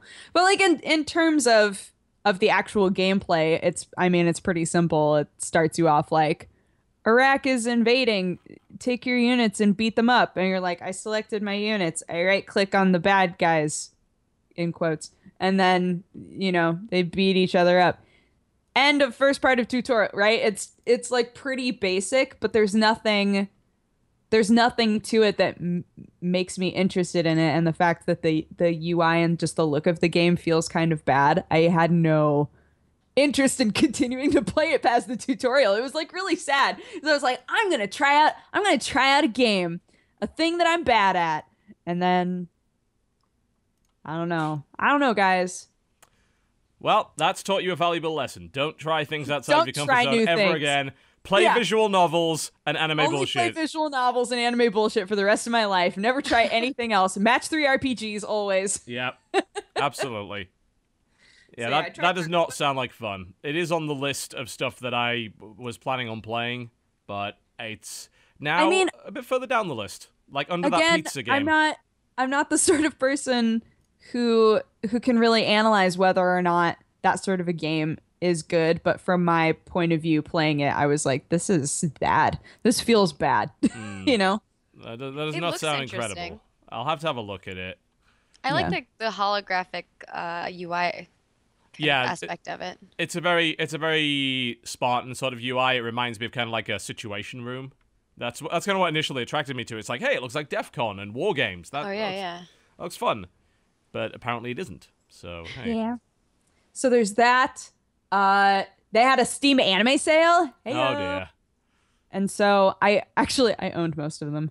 But of course you did. But what I didn't own any of the bullet hell games that they had on there. Okay. Hold on. Let me open up Steam because I can't really remember the names of them very well.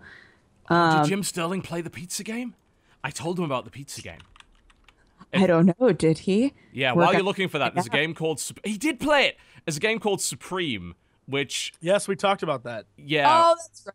I remember. Looked a bit weird. Yes, but, go on. Yeah, I don't know anything else about it other than it's involving pizza, so... What bullet hell games did you get? Okay, so I got QP Shooting Dangerous. And that one is a bit more cutesy. You're like a girl with a bunch of bunnies in front of you. And then all of these, like, you shoot trees and traffic lights and trains that are all shooting stuff at you. And that one didn't really grab my attention as much as Exceed Third Jade Penetrate.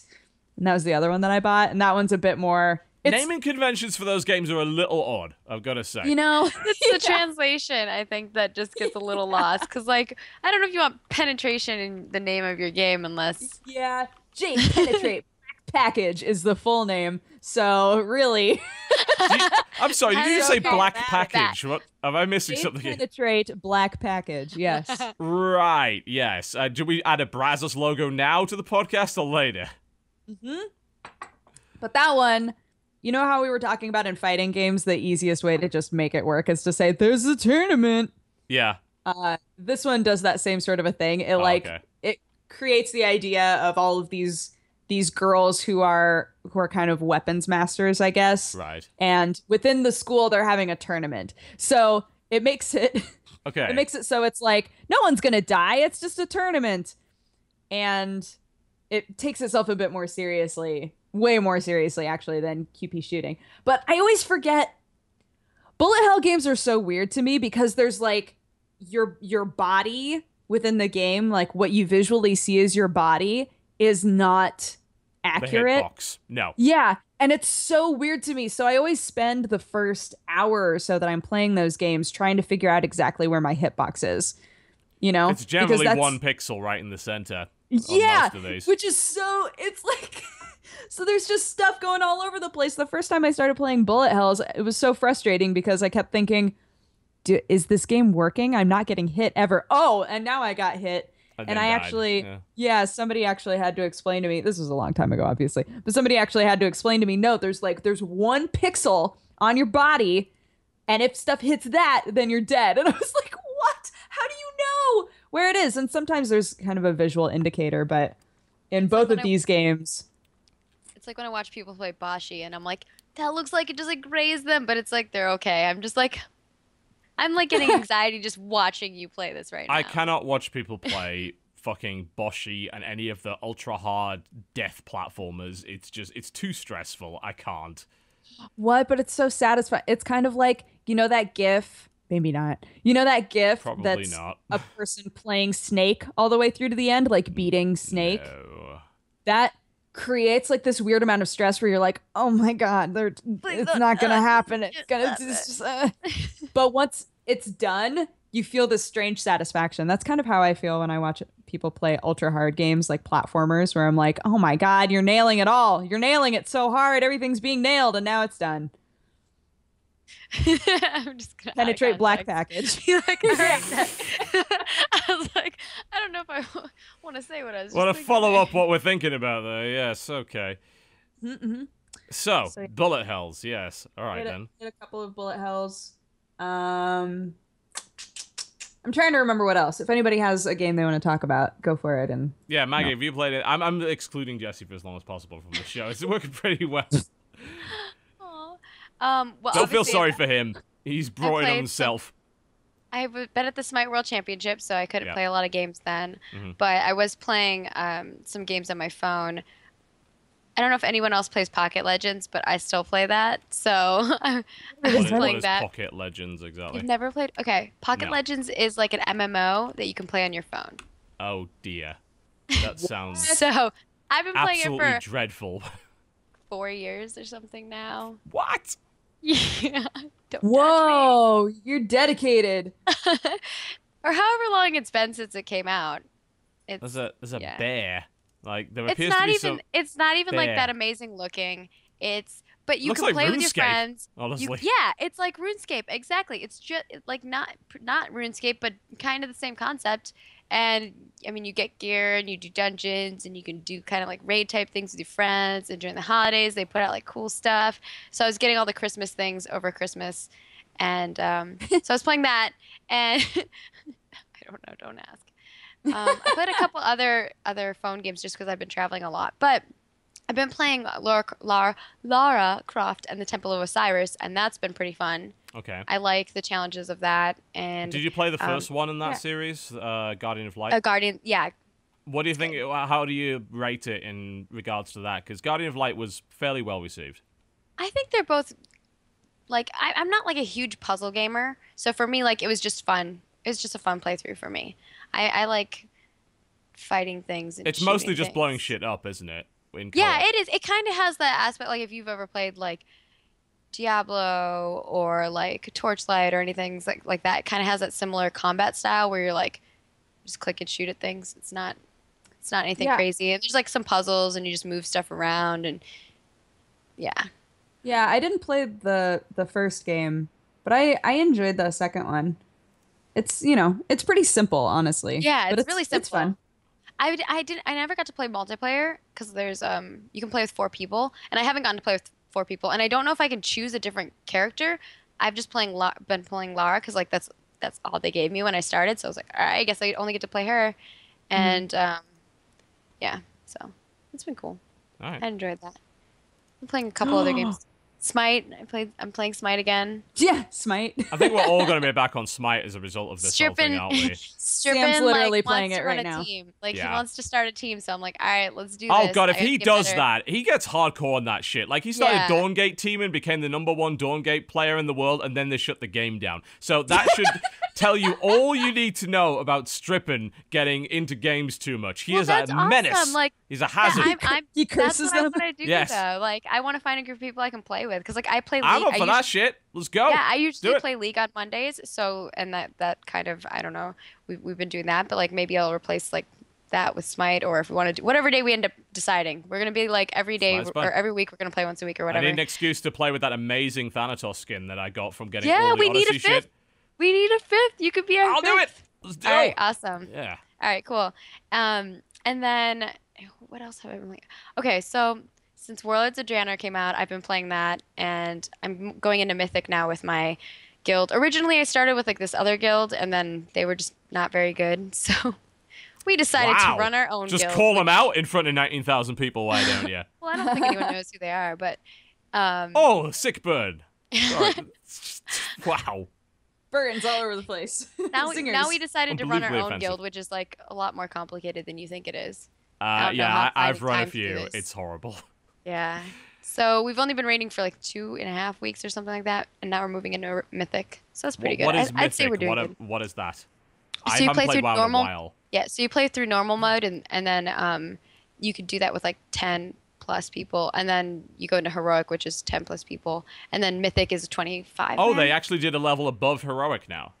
Yes. Yeah. Okay. They make it so each version of it gives you something a little bit more besides gear. And so Mythic is actually hardcore story mode as well. So, for example, if you in High Mall, the very first fight you fight Kargath Bladefist, and in every version but Mythic he dies, but in Mythic he gets up and runs away. So that's like the story mode, and everything else you just kill him. I'm extremely surprised that they would do that because for years they've been kind of capitulating to the people that said, "Oh, we want to see all the content." Oh, so you know what they did for those guys? They did the LFRs, which is welfare gear. Right. It's like here's welfare raid gear. But they don't do story. Like they let you into the raid and they let you go in and like it's not. It's basically it's 45 minutes of your life wasted to get some gear. Like it's not even a challenge. It's not even hard. But they don't give you like they throw you a few bones of like what's in the dungeon, but you don't get like the actual story of the raid until you do Mythic. And so for a great example, since it's already it's past spoilers, in the last expansion, Garrosh Hellscream, the last boss of the expansion, when you played him on anything but Mythic, you beat him in Orgrimmar, right? Well, in Mythic, the old god consumed him, and then you go to like the future and you fight him in a destroyed Stormwind. And so it's like you learn like what it would be like if you won. That it's actually fucking awesome. Sounds great. Like if they'd put that in a couple of expansions ago, I'd probably still be playing the game. I'm very surprised that they would hold back story content from the more casual players. Like that seems like the opposite of their old philosophy, where it's like, no, everyone needs to be able to see it because back in Vanilla WoW and in Burning Crusade, we had this amazing story and no one got to see it because they weren't good enough. And I was all like, you're not entitled to see everything if you're not good enough to see it. Like, what's the point? But that's a nice solution. So that's what they've got 4 difficulty levels now. Yep. That's kind of cool, actually. Yeah, no, it's really cool. I think if you've played MoP and you were just like, this is super easy mode and you want a little bit more of a challenge, I think Jenner is definitely I quit in Cata. Headed in that direction. Oh, Cata's like, that's a long time ago. Well, I mean, I got salty with that because like originally they said, the 5-mans are going to be, like, challenging again, and then they nerfed every single one of them in the beta. Like, they nerfed the shit out of Stonecore and Blackrock and everything.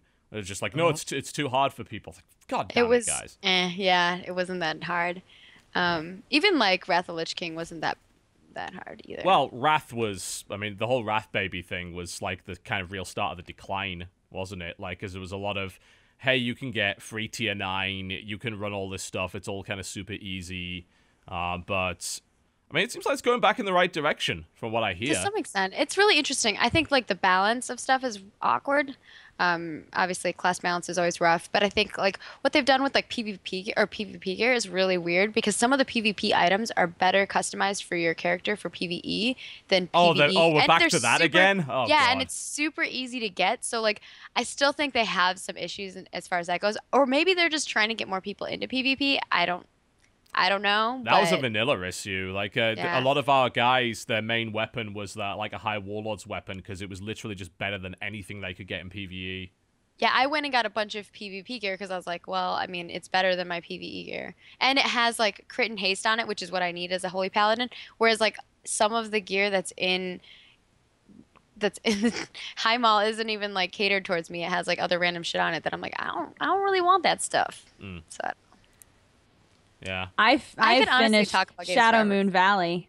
Oh, well done. Congratulations. Thank you. Look, that's got a great ending. Shadow Moon Valley has a cool ending to it. It And does. Shadow It Moon has a Valley's super pretty. cool ending. Yeah. Shadow Moon Valley's pretty too. That's a long time ago. Isn't it kind of odd that, 10 years on, we're basically still talking about the same MMO, as someone just pointed out in the chat. Like, it is still the most relevant MMO on the Western market, and it's been out for 10 fucking years. Yeah. I didn't get to max level yet, but I'm slowly doing the EverQuest 2 expansion that just came out. So I will get to the end of that, but it's just like, it's a slow process for me. And I don't even know if I'm going to raid just because honestly, I don't even know how I find time to do anything. I never even touched EverQuest 2. I played EverQuest, the original EverQuest, like really hard. That was like my MMO, But EverQuest 2, I didn't even touch. But I hear it came out around the same time as WoW. So depending on where you ended up going, choose a side. No, I'm just kidding. I think I played both though, so it wasn't really like choosing a side. But well, we'll see if EQ Next actually does the job. I'm a little concerned now that I don't work for SOE. You can actually say that. I can actually talk. I'm a little concerned because I know that like if you look at Landmark and what they just did with their PvP, I mean it is PvP too. Their combat, like I'm not a big fan of that combat style, so I'm just really hoping that they change things up. What did they do with that? Because I have not played since the early alpha. Like I just kind of gave up on it and just said, look, right, when it comes out, I'll give it a shot. I'm trying to how do I explain it? I don't really know how to explain it. It's kind of got that like FPS element to where you're like firing, you shoot at people, right? And you have abilities, but it's like super simplified. It's like I want to say like WildStar simplified, but like way more simplified than that. This sounds like Star Trek Online ground combat, and if that's the case, that's really bad.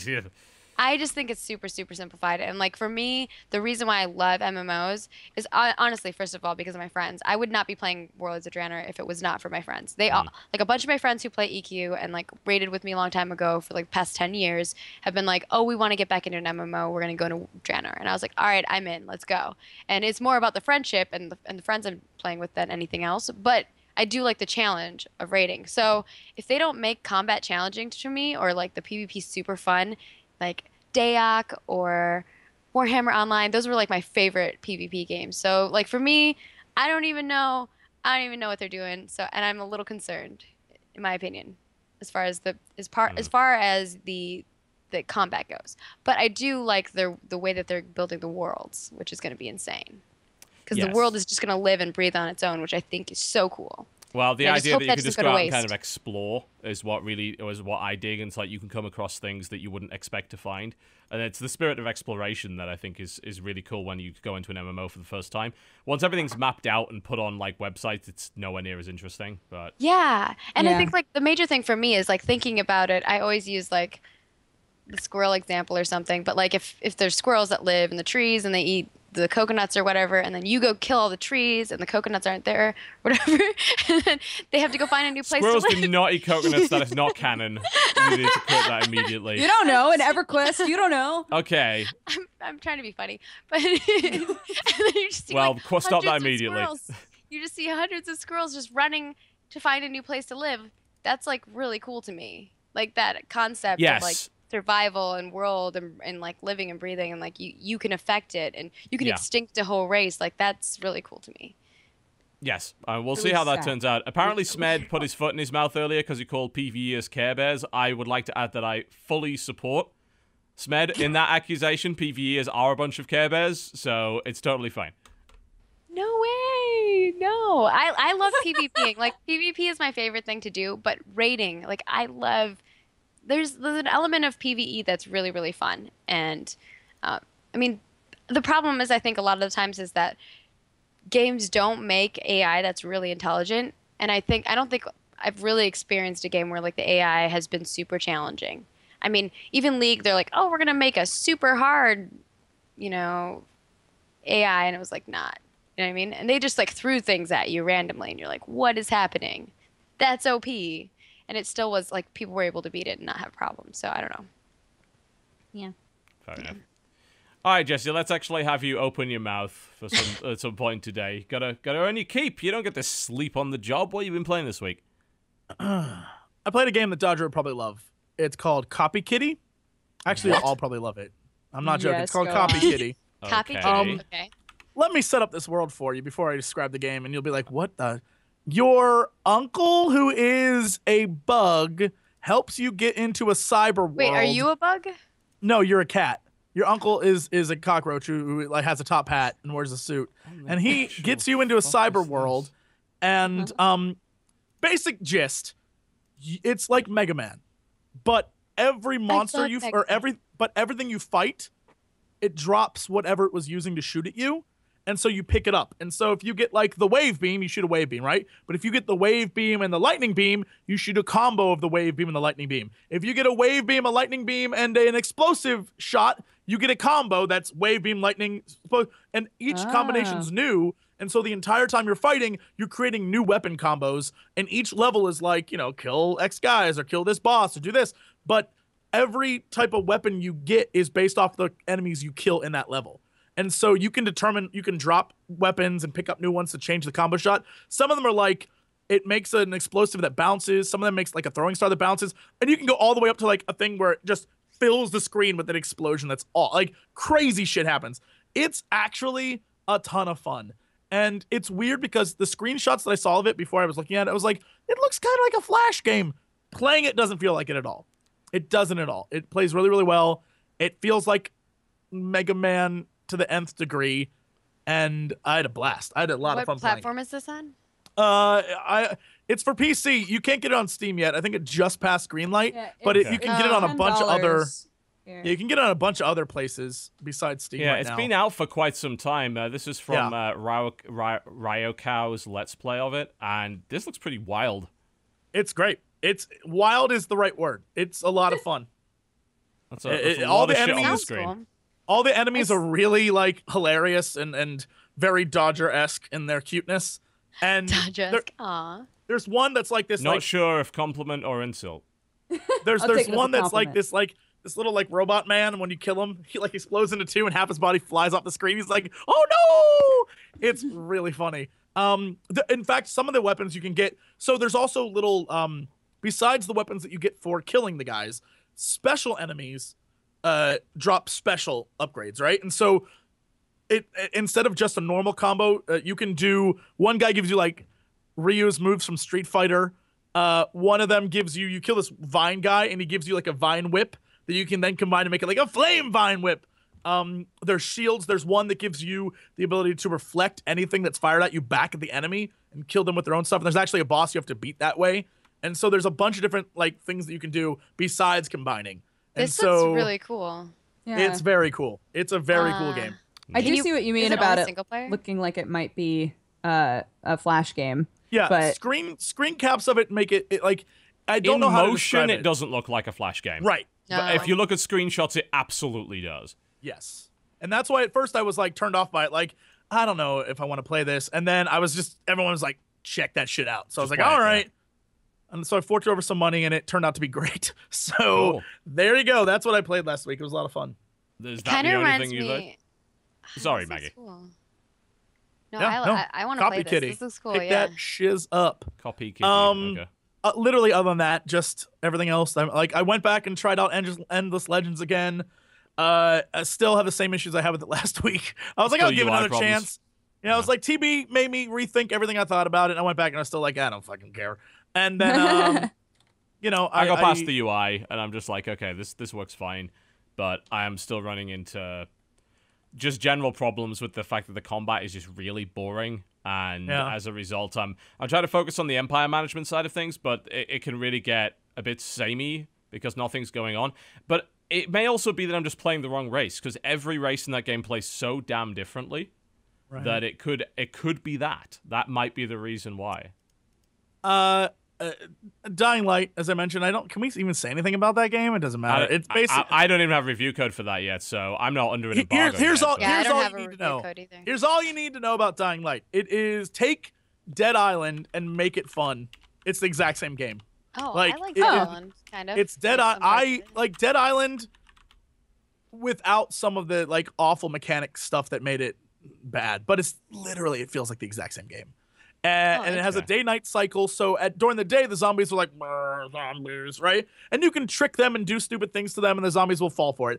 At night, the zombies become like stone-cold murder killers, and they will hunt your ass down, and all you have is a little flashlight. And then the best part about the game, I think, is that a friend I don't know how it would work on PlayStation. I hope it can be anybody or whatever it comes out on, but can join the game as like a super stalker zombie and hunt you down and mess with you. That's neat. That's awesome. I think that's really cool. And the only way you can kill them is with the ultraviolet light, and then you have to just like freeze them and then like gun them down and stuff. Okay. So you can make traps, and in fact, one of the early quests is like set up traps. So it teaches you how to do that. And so at night, that's the only way you can stay alive. It's by keeping the zombies from getting you, because you can't fight them. Like at night, you're dead. So you got to run and hide and sleep and wake up in the morning and try to avoid it. So it's one of those games where it's like, enjoy, have fun, but at night, if you're out in the nighttime, you're dead. Bones. You're dead. Unless you enjoy being horrified and running for your life in darkness and not knowing where, because it's a like parkour simulator. Yeah, it's got parkour in it. It's first-person parkour. I played a bunch of it at PAX a long time ago, and they let us play the night, and it really was like fucking run. Like you are not gonna survive unless you get on roofs. And even if you're on roofs, they'll come after you anyway. You've got to parkour and activate traps and things to try and escape. Yeah, it's like I don't want to say it's two different games, but it feels that way. Like during the day, it feels very much like Dead Island. Yeah. And then you have the weapons. The weapons have their own, like you can upgrade them and they can get damage and stuff, right? It's Dead Island. But at night, it feels very much like a horror game. Yeah. Like there's nothing you can do but run. And if you try to fight, you're just gonna get overwhelmed and killed. Yeah. So I'm a bit disappointed that they're kind of pushing Dying Light, because I'm excited to see Techland's Hell Raid That's the game that I'm looking forward to. It's just a arcade melee game. It feels kind of like Hexen, and you just have a bunch of really big melee weapons. You just fucking murder skeletons and shit in first person. Like, yeah, it looks hilarious. I can't remember. I'm gonna go look at the media right now. I think I might have mentioned this. Oh my god, I did. Yes. Okay. At Gamescom this past year, last day, 7 p.m. of the last day, everyone's leaving. You have told this story before. This was my last appointment. Hell Raid. Okay. Last appointment. All right. We got wasted. Play this game. Best game of the entire event. That's all I'm saying. The alcohol may not have had anything to do with that. Yeah, it has nothing to do with it. Nope. I have certainly been told that Hell Raid is looking pretty fun. They released this weird puzzle game, which is apparently really good on iOS for some reason. I don't know why they did that, but apparently it's great. It's like, everyone's like, holy shit, this is an amazing game. But I am looking forward to playing Hell Raid. I love first-person melee stuff. Shadow Warrior was incredible for that. This is a whole game of that. And I'm just like, yeah, absolutely. Let me get a big mace and club some zombies and skeletons and fucking demons from the dark pit.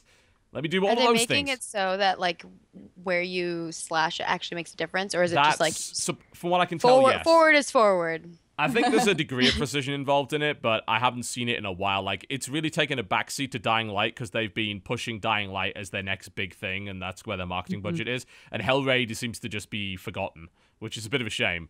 So we'll see. Hopefully, it does end up being good. It was great. We killed a skeleton and he flew off the screen, and I've never laughed so hard in my life. I loved it. Fantastic. That sounds good. Been playing anything else? I mean, just everything that I always like. I'm a man of habits. What can I say? Like, once I find something I like, you're still in the Hintlands, aren't you? You're still picking. No, you play Dragon Age stuff. Still. I went to the chilling vision of the future with the mages, and that. I did that. That was a good quest. I'll give them credit for that. That was good. I did that with the Templars, but it was different. Yeah. Everyone's like, the Templars. Oh my God, Cox! The Templars are so much harder. I was like, good. I went to the mages too. I did the mages. Yeah. I feel like pretty much everybody goes to the mages because the way that the story is formatted, they make you feel really bad for the mages, and the Templars are just assholes. Templars are a bunch of knob ends. Yeah. Yeah, but I really liked doing the Templar one. My attempts to woo Cassie still met with massive disapproval. Keep sexually harassing her. She'll eventually want to go out with you. No, dude, just keep harassing her. Everything I do, she's like, I don't like that. It is the worst. Nothing works like that in real life. Nothing! God. No, I can never piss off a woman enough to make her be like, God damn, I want that Cox. No one would ever be like that. And somehow it's like, just keep pissing her off. She's going to jump on that shit. I don't. But please, BioWare, stop doing romance. Because for a supposedly so kind of progressive developer, you really have made Sexual Harassment Simulator 2014. Like, you really have. I haven't had to harass Josephine at all. Josephine is totally all about me. I actually went and read up on the characters. I read up on the characters. Even if you're a chick character. I feel like this time they made it so there's a wide variety of people you can like if you're a dude, you have a wide variety of people you can get with. You actually don't. The male, straight male, you actually have very few options in that game. That's what I'm saying. Like you feel like it until you go look up the actual information, and you can't. Like a lot of them are very restrictive, which I guess is kind of fine because I think wasn't it me that complained like in Dragon Age and Mass Effect that they're just like, oh, you made pretty much all the characters bisexual. This is not good writing. You know, this like is kind of weird. Yeah, they did make it so that characters have preferences, which is good. You know, another step that is positive. Yeah, and they have racial ones too. Like Solus is a picky son of a bitch. Like he is like, look, unless you're an elf, I don't even care. Yeah, he just doesn't date non-elves. That's fine. I get that. You're a racist bastard, but you know. Yeah. So, and I learned my two options as a single white male in Dragon Age is I get Josephine and I get Cassie. Yeah. Unless I want to ride the bull, which I do. You might want to ride the bull. But like those are my choices, and when you read Josephine, it's like she'll bang anyone. It's like, oh, okay. Yeah, yeah. She's like down. Literally, like I've done one flirt, and she's like, oh yeah. I'm like. Yeah. My character's like really frightening looking, and she's down. That's why I'm after Cass. She's a challenge. I gotta get her, and she's like, no, I hate everything about you. I'm like, one day you'll fucking love me. It's really weird.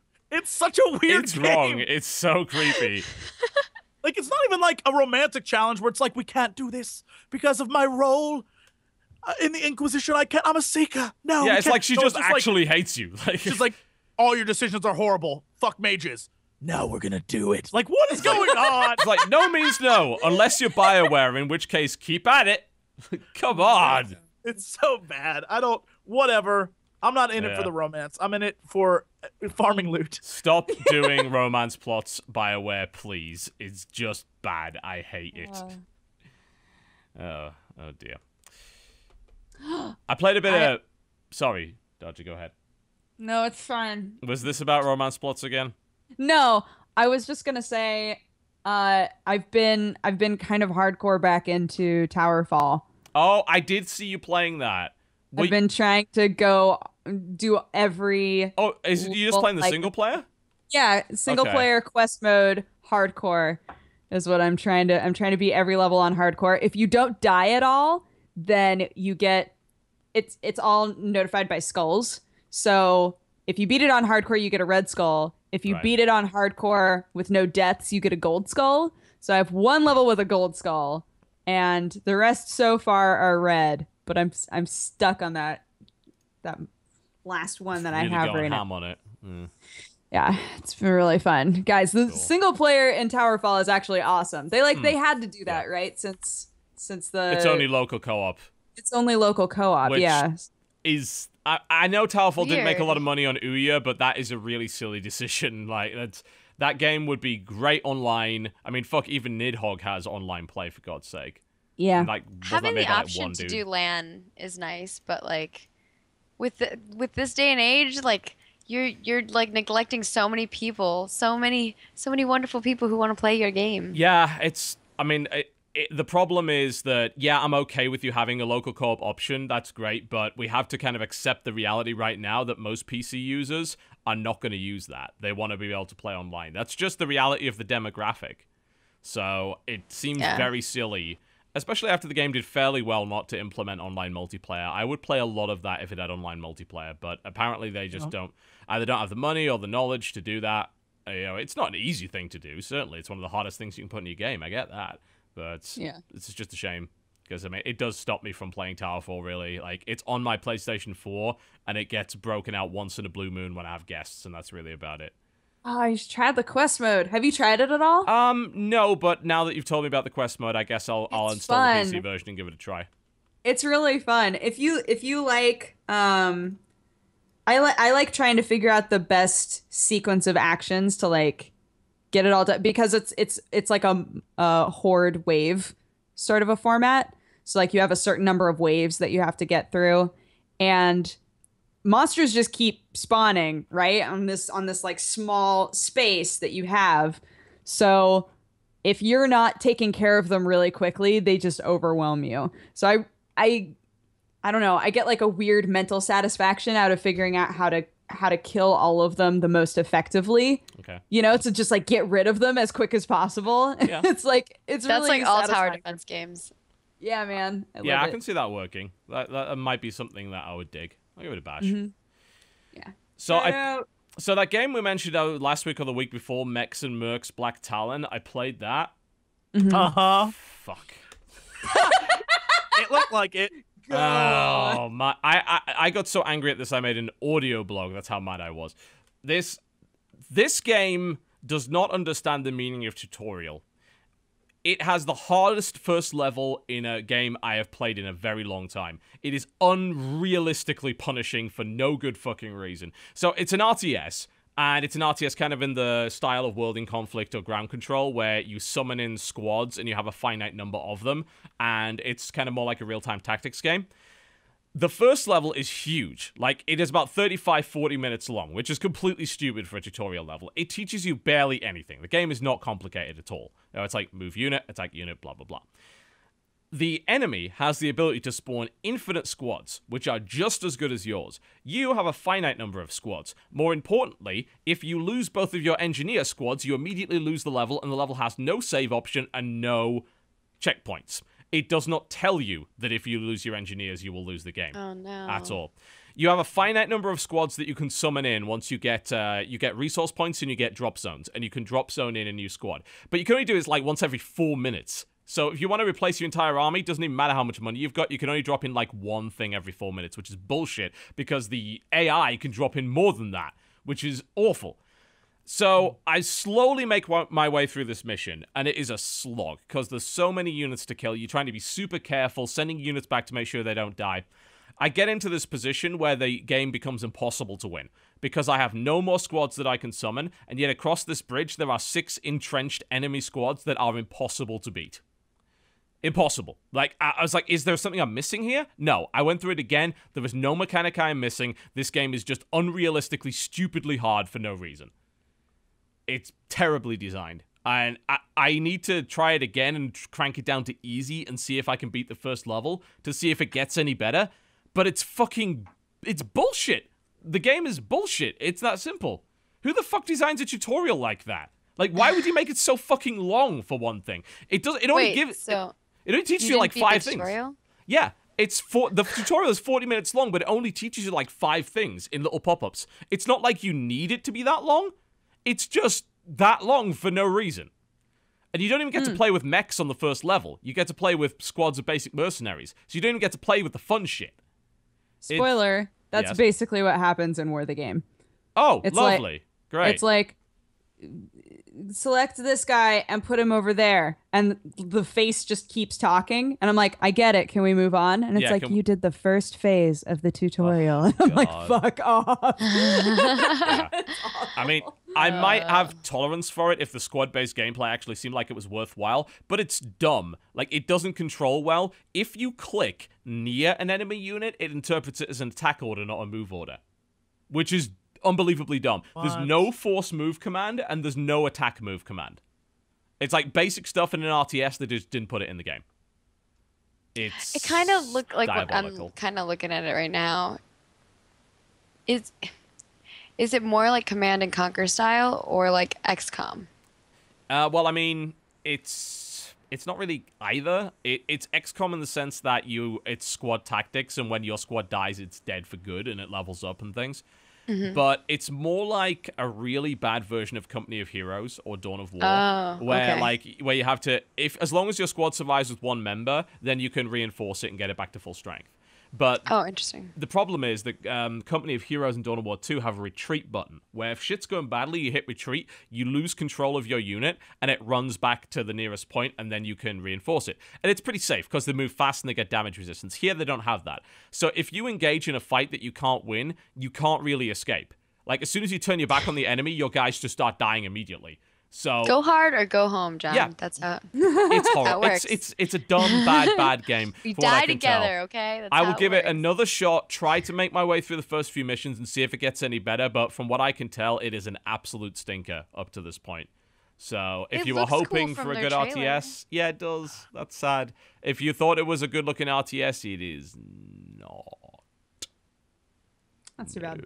Is there is the story semi-decent at all? No, it's bollocks. No. Okay.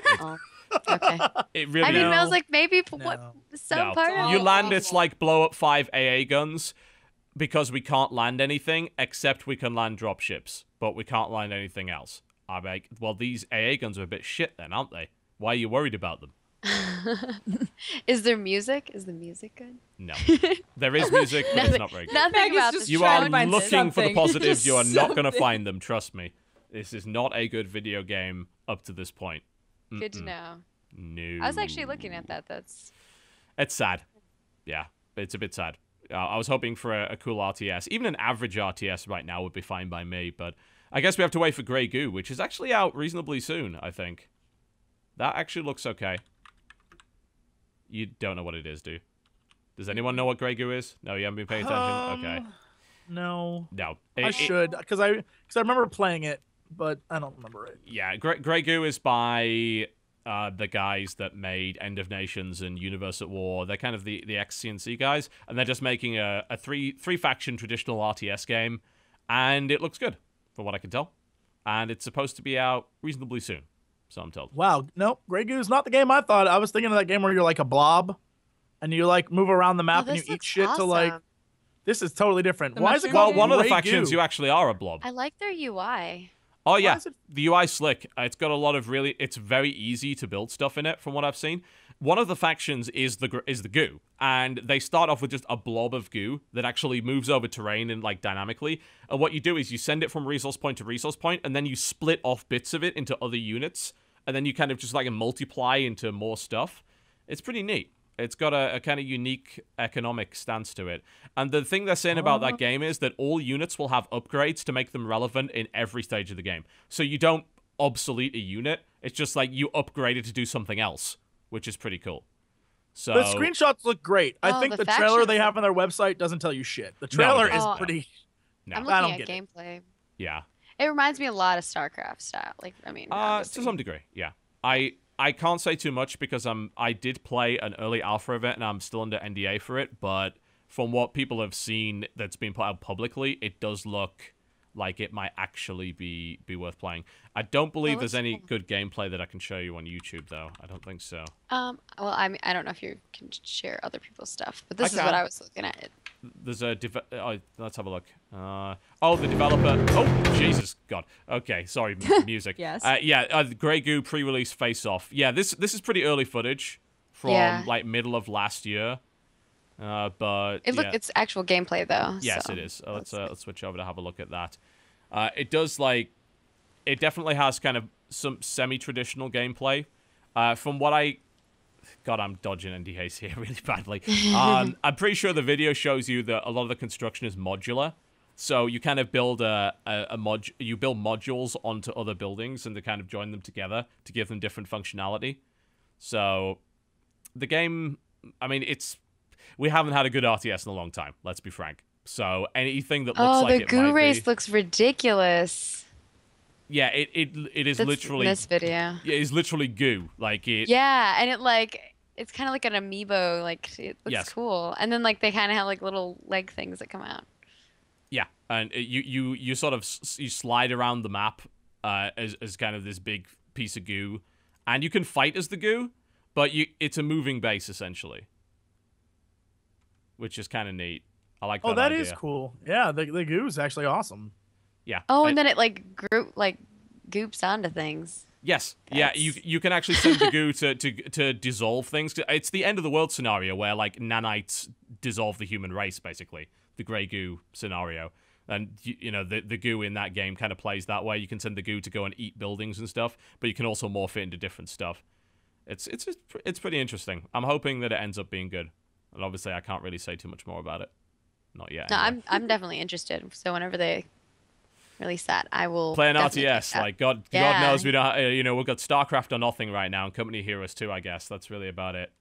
For sure. Not ideal. Have you ever? I'm trying to remember the name of it. It was like this interesting RTS. Like one side of the team was like an RTS, and the other side was an FPS game, and it was just like it was fun. But I wish that they would have like put more into that. There's a few games like that. There's Natural Something Selection 2. Oh, Natural Selection 2, I still go back and play. Like that's Good fun. game. Yeah. That's not really RTS really though. Well, you've got your commander who plays the RTS view, and then everyone else plays first-person shooter. Or Yeah. first And then person and then- person mouther. Mount, Yes. Yeah, you're a monster. You're just like go Cameras in around- the mouth for no Yeah. reason. Yeah. That game's fun. Like that I always recommend Natural Selection 2 to people. Like it is a fun game, but it's one of those Yeah. games like kind of like TF2 where you're going to play it for a bit, or you hop in with some friends, but you're not like the prolonged playing of it is just Yeah. You need Yeah, a good bad commander. It sucks. Yes, Yeah. it's Oh, yeah, terrible with that's that. true. Well, they released Combat, which is actually a standalone where there is no commander and just everyone kind of levels up on their own, which is kind of good, but simultaneously kind of sucks the life out of what Natural Selection 2 is to me. yeah. So I can see the problem with it. I mean, there was also Savage and there was Nuclear Dawn as well, which kind of did similar things. And then if you go back even further, you talk about games like Battlezone and Battlezone 2 Combat Commander. Oh man. Yeah. I would kill for another Battlezone game. I'd be very happy if that happened. That would be pretty sick. So cool. Riding around a hover tank, and then you can build shit. And you can in Battlezone 2, you can even get out of the tank and fight on foot, which was a stupid idea, but you could do it anyway. It was great. It's like, yeah, let's get out of our tank while everyone else has tanks. Yes, Great you don't idea. live very long. You don't not in any way live very long. This makes sense. I'm sure of it. Yes, I think there was a couple of missions where you had to do it, and they were the worst missions, because like, no, just give me the tank back, please. It's much more fun there. All right, we're going to take another break, and when we come back, we're going to talk about the news, of which there is some. We get to talk about how silly Microsoft is. This is going to be fun. You're watching the Corruptional Podcast. Don't go anywhere. Ladies and gentlemen, welcome back to the Co-Optional Podcast. But I'd just like to point out that anyone that dislikes the music from Jet Set Radio is wrong and can fuck off. Thank you. Simple as that. All right. Did I unmute Skype, or are you just unusually quiet? Well, you bundled up. So I muted feel myself. Like, you know, because I'm eating cucumbers and they're loud. Okay. Observe. That's fair. They are loud. I Yes, hate you the can sound of people go back to eating. the whole muting thing. That sounds good. Great. All right, let's move on to news. So there's been a bit of weird stuff. Let's get on to the YouTube stuff first. So Microsoft has clarified its official stance on basically Let's Play. And Microsoft has had a few issues with that in the past. Like, their initial policy was like, you can't monetize stuff like Halo and things like that. They killed a lot of Halo channels doing that, and then a lot of the others just kind of ignored it and just got along with it anyway. And I think that Machinima may have also negotiated with them to do some stuff. And obviously Rooster Teeth was like big into that, so they were probably licensed. So it was a bit of a weird spot with Microsoft. No one really knew where they stood. And now they have clarified it, and this is extremely important, of course, because they also now own Minecraft. However, Minecraft is exempt from these rules because it has its own rules. So you are required to simply follow those, basically. Now, most of this is pretty reasonable. They basically say, look, we've got a license to use your stuff. You have a personal, a kind of non-commercial license to use our stuff. You can monetize as long as you don't charge for it. So the video's gotta be watchable for free in some respect. So right. you can put ads on it, you can sponsor it, that's cool, but you can't sell it. So, you know, selling content on a DVD, not that anyone actually does that these days, is complete no-no, and so on and so forth.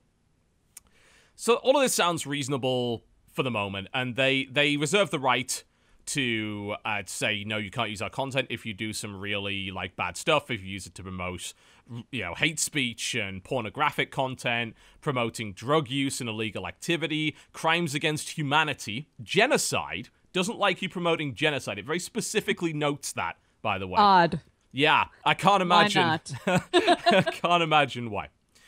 Yeah, so, yes, that is a thing. But there's a very strange term to be found in there. A very, very odd thing indeed, which is this. This is? In addition, your items may not use the name of the Microsoft game in their title. For example, we don't object to Red versus Blue. We don't object to Operation Chastity, which I assume is what they call the average teenage Xbox user. But what we also have is we do object to Halo, insert the title of your item here. So, in theory, that also includes Let's Play Halo. Like, you can't name your video that. Which makes me think, what the fuck are you supposed to name it? Because that's a bit weird. That's super weird. Yeah. That's silly. That is unbelievably silly. You could just describe it in great detail. Yeah. Microsoft Master Chief Shooter person, I think. That is a really weird The way rule. it's worded, though, they're like, from your item. It makes it seem like it's like merchandise. Yeah. Well, they're using the word, within the context of the rules, they've used the word item to mean anything that you create with our their stuff. product. Yes. That's, yeah, like not putting... That is astonishingly dumb. Now, you might wonder exactly why they do that. So, I believe the official excuse is we don't want people getting confused. We want to make sure consumers don't get confused. That is unbelievably stupid and clearly not correct. The reason they're actually doing it, in my personal opinion, is they want the search ranking on their official stuff. So, if you look for Halo, they want their shit to show up first and not on official stuff. This is a more insidious way of doing the same thing that Sega did 2 years ago when they basically copyright claimed a bunch of videos because they wanted their video to be higher in the search ranking, which is one of the scummiest things I've ever fucking seen. Microsoft is doing it in a kind of a... They're killing it with kindness because a lot of this is pretty damn reasonable. It's like, hey, yeah, you can make money from our stuff. We were okay with that. But this. I'm like, but that's impractical as fuck. I mean, that is... Yeah. It's really, really silly. Like... It feels like in politics when they're trying to pass a bill and something that they know people aren't going to really go for, they just kind of slip in there, as part of a sandwich where everything else looks delicious, but then like there's sardines in the sandwich and you're like, I really didn't want sardines in my sandwich. Too late. You got the sandwich now. You can't do anything. Yeah, the sandwich is already yours, so. Yeah. Yes, Jesse? Question. It seems to me that this is saying... We object to Halo, insert name here. So Halo, I play level 1, right? Yeah. That doesn't seem like it affects something like WTF is Halo. Well, no, it would. I mean, it's not Why? specific. Because can't have Halo. It says... Not what it says. It's not what that says. That's an example, Jesse. That's not the be-all and end-all. It says specifically, in addition, your items... Legalese, man. Until it's written down, it's no. That's not how legalese works in any way. That's just an definitely example. How it works. No, on the I internet? know a couple of things about this, but the first line of that says, in addition, your items may not use the name of the Microsoft game in the title. That's pretty clear cut. It doesn't matter where it is in the title, you can't use it. And they gave 2 examples where they don't use the word Halo, and then 1 example where they do, and said, we do object to that. Consumer confusion, that's unbelievably dumb. No one actually believes this is official Halo footage. And even if they did, what the fuck does it matter anyway? I mean, how dumb do you think consumers are exactly? Well, I don't, which is why I would put Halo on the thumbnail and title my video the first chapter title of whatever my video was. Well, you gotta be careful about that because it says along the same lines, don't use actual logos from the Microsoft game as part of your items logos. So you have to write Halo in a different font. Papyrus it is. Halo. Yeah, Papyrus, but it makes it actually makes it more difficult to find those videos on YouTube because obviously part of you finding a video on search ranking is what's in the title. It's like SEO stuff. Yeah, I mean you can still tag it, and I would fill the description with the word Halo. Fill it. Just like for sure. all up in there. Absolutely. Yeah. That's why you see people like spam the same sentence over and over and over again. Yeah, again. it does to some degree work. I mean, no one's really figured out YouTube SEO because they keep a lot of it very secret to stop people from gaming it, but it's a pretty dumb thing. I mean, it's not going to affect me too much because as far as I'm concerned, like, a review or critical content is not covered by these game content usage rules. And I'd probably be receiving review code anyway when I was doing any video on... Assuming they even made a PC game. I mean, Microsoft doesn't really release PC games right now. Why would you not be covered? Because, again, I'm covered under fair use. I can use their trademark under fair use for critical content. As to whether or not you could use their trademark for Let's Play content, which is not necessarily as easy to cover under fair use, that's a different matter entirely. So legalese works for you, but it doesn't work for me, is what you're saying. That's what the law's like, yes. Bullshit. That's what it does. Bullshit. People are paid a lot of money to make sure that legalese works for one person and not another. That's how it works. I'm not saying it's good. I'm saying it's fucking terrible, but I mean, the term shouldn't even be there in the first place. What do you think would happen if Microsoft suddenly turned around at IGN and said you can't name your Halo review on YouTube? IGN would be like, what the fuck? No, we don't give a shit. And they would win that, by the way. Like, that's absurd. Think about if a film company said, you can't name your review the film. Like, it's like, what? Yeah. It's ludicrous. I mean, it's a ludicrous term anyway. I think it's still ridiculous no matter what. It is ridiculous no matter what. And I mean, it's all, like, when you look at this from a developer standpoint, I mean, I know when I was working at SOE, like, we're all about that. I mean, we had to make a page that was just specifically lining out the same stuff as this so people knew. Because we're like, we want you to make videos because that's like, it's a free marketing, man. Absolutely. That's just like people doing stuff for you and your name's going out there and the internet's is happening and they're having a party. If you're confident that your game doesn't suck. And to be honest, if your game sucks, it's that information is going to get out there even anyway. Even if your game sucks and you like pay somebody and you're like you can only say good things, someone else is going to talk shit. Like people are going to play your game and then they're going to be mad that they bought your game because they've only seen good reviews because you've been only allowing people who got paid to like talk about it. Like it's not going to help you. Just honesty is just the best. That's rough. I mean, I can't. I'm also told that I don't know if this also affects Minecraft. Minecraft has its own guidelines. Yeah, they link that to. Do they have the same? No, it specifically says that it doesn't affect Minecraft. I read an article. In the article you linked, Minecraft's not affected. Oh, they say ensure that the name, which includes any confusingly similar name, is not the first word, and don't use any other aspect of any of our brand assets as part of related branding, including as part of the logo. So that's under non-commercial, which is... Now, this is always a weird term, because some people consider monetized Let's Play to be commercial. And which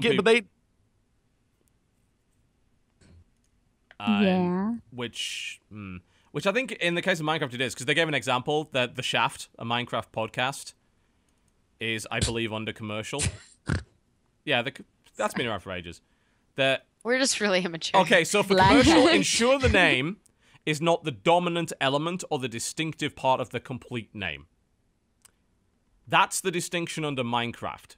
So, I mean, if you banned the word Minecraft as part of the title, that would be stupid. Like, YouTube would implode. I mean, they've made so much money from YouTube Let's Play. I mean, YouTube is the reason why that game is even popular in the first place. So, Minecraft's guidelines are more sensible. Basically, those terms say, don't misrepresent your video as an official product. That's essentially all it is. Like, you can't just name your game Minecraft. Your video Minecraft. It's got to be something else, like, the Shaft of Minecraft podcast. Or in the case of, like, they give another example that they're not cool with under commercial, Minecraft, the ultimate help app. That sounds official. That, like, sounds like an official strategy guide. That's a problem. Okay. That's like a trademark issue. So you'd be getting into it on that. But the Microsoft guidelines are astonishingly dumb. Like, that should be what the Microsoft guidelines are like, but the way that they're written indicates that is not what they mean at all. This still just, like, I don't... What bothers me about this whole concept, I mean, and if other companies start picking up on this, and doing this to a massive extent, it's just, I don't, like, are they going to start doing that for bloggers too? Like, if you blog about something, like, you can't have that name in it. Like, anybody who writes an article, are they going to start doing that to them? And first of all, like, you know that's not an official video because it's fucking not on their official channel. Yeah, like, I mean, that to me just, like... That's all you need to know. Are you dumb? Like, look at if it's Johnny Bravo 321, he's obviously probably not Halo. Not working for Mojang. Yeah. Yeah, like, what is happening? I just don't get it. Like, I mean, it has to be the whole SEO thing. Like, the SEO thing is part of it. I think the other part of it is a trademark issue. There's a risk. If your trademark becomes generic, then you actually risk losing the right to it. You have to actively protect your trademark under US law. And if something becomes generic, you're actually in big trouble. It's the reason why, I mean, cola can be used on a lot of different drinks, whereas Coke can't. Like, but if you let your term become a generic term for, like, everything, then you end up losing the trademark, which can be a big problem for you, and you lose a lot of your brand power. So I think that's got a degree of like, naming of it having to be, like, you can't just name your video Minecraft or... Mm-hmm. Yeah. But, like, yeah, I don't know. The second example you gave me was just like, really? Like, that's... I don't know. Like, it's a help guide. Yeah. And if it's legit good, like, I don't know. That just seems... I think in that case, what you do is you call it something else. Like, you call it, I'm trying to think of something in Minecraft that gives you information. I don't know.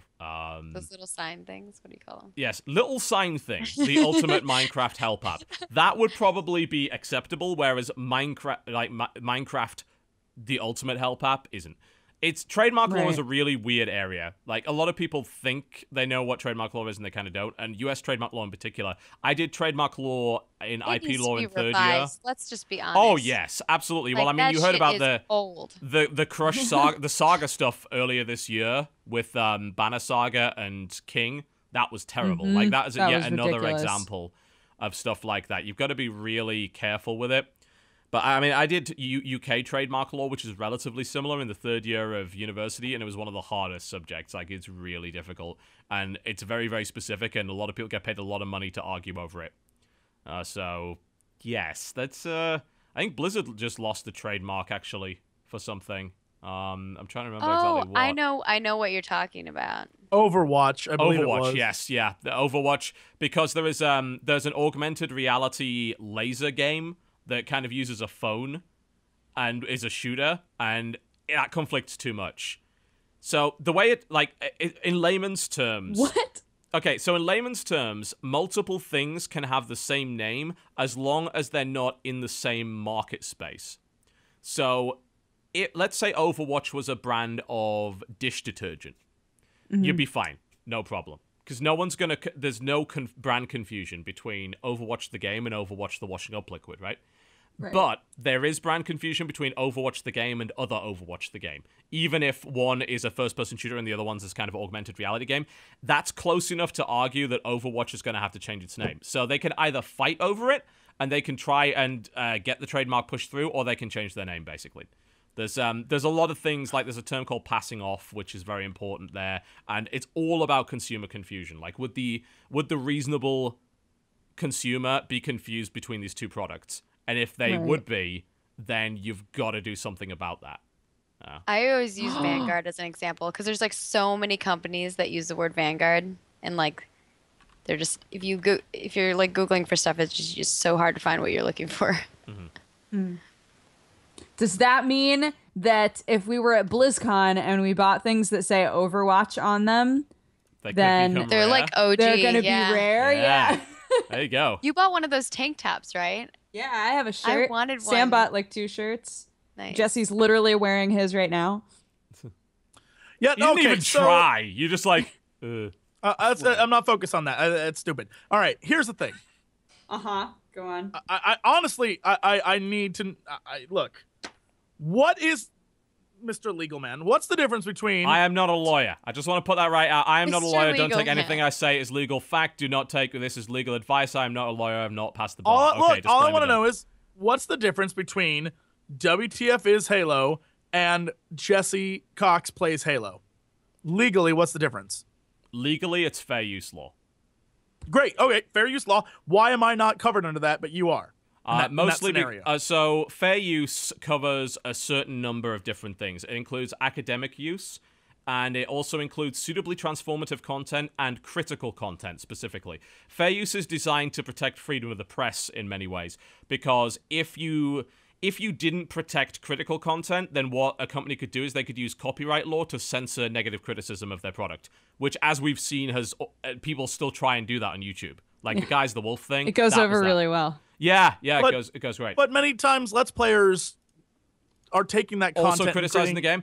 Yeah, you'd have to prove that it's primarily critical, though. Like, if you mentioned, if you had a series that was like Let's Play blah blah blah, and it was similar to like what he does with WTF, where he's like actually like teaching you about what the game has and entails. I disagree with that. I think you're wrong. I think you're totally wrong there. I think fair use covers me in every possible way. The problem is go to the grave on that. The problem is that fair use requires you to actually argue it in court. Like, the doctrine is deliberately vague, and unfortunately, if you wanted to take Microsoft to court over a fair use case, then you're probably not going to win it, and it's going to be incredibly expensive. I don't think Microsoft would I don't think Microsoft would take that to court.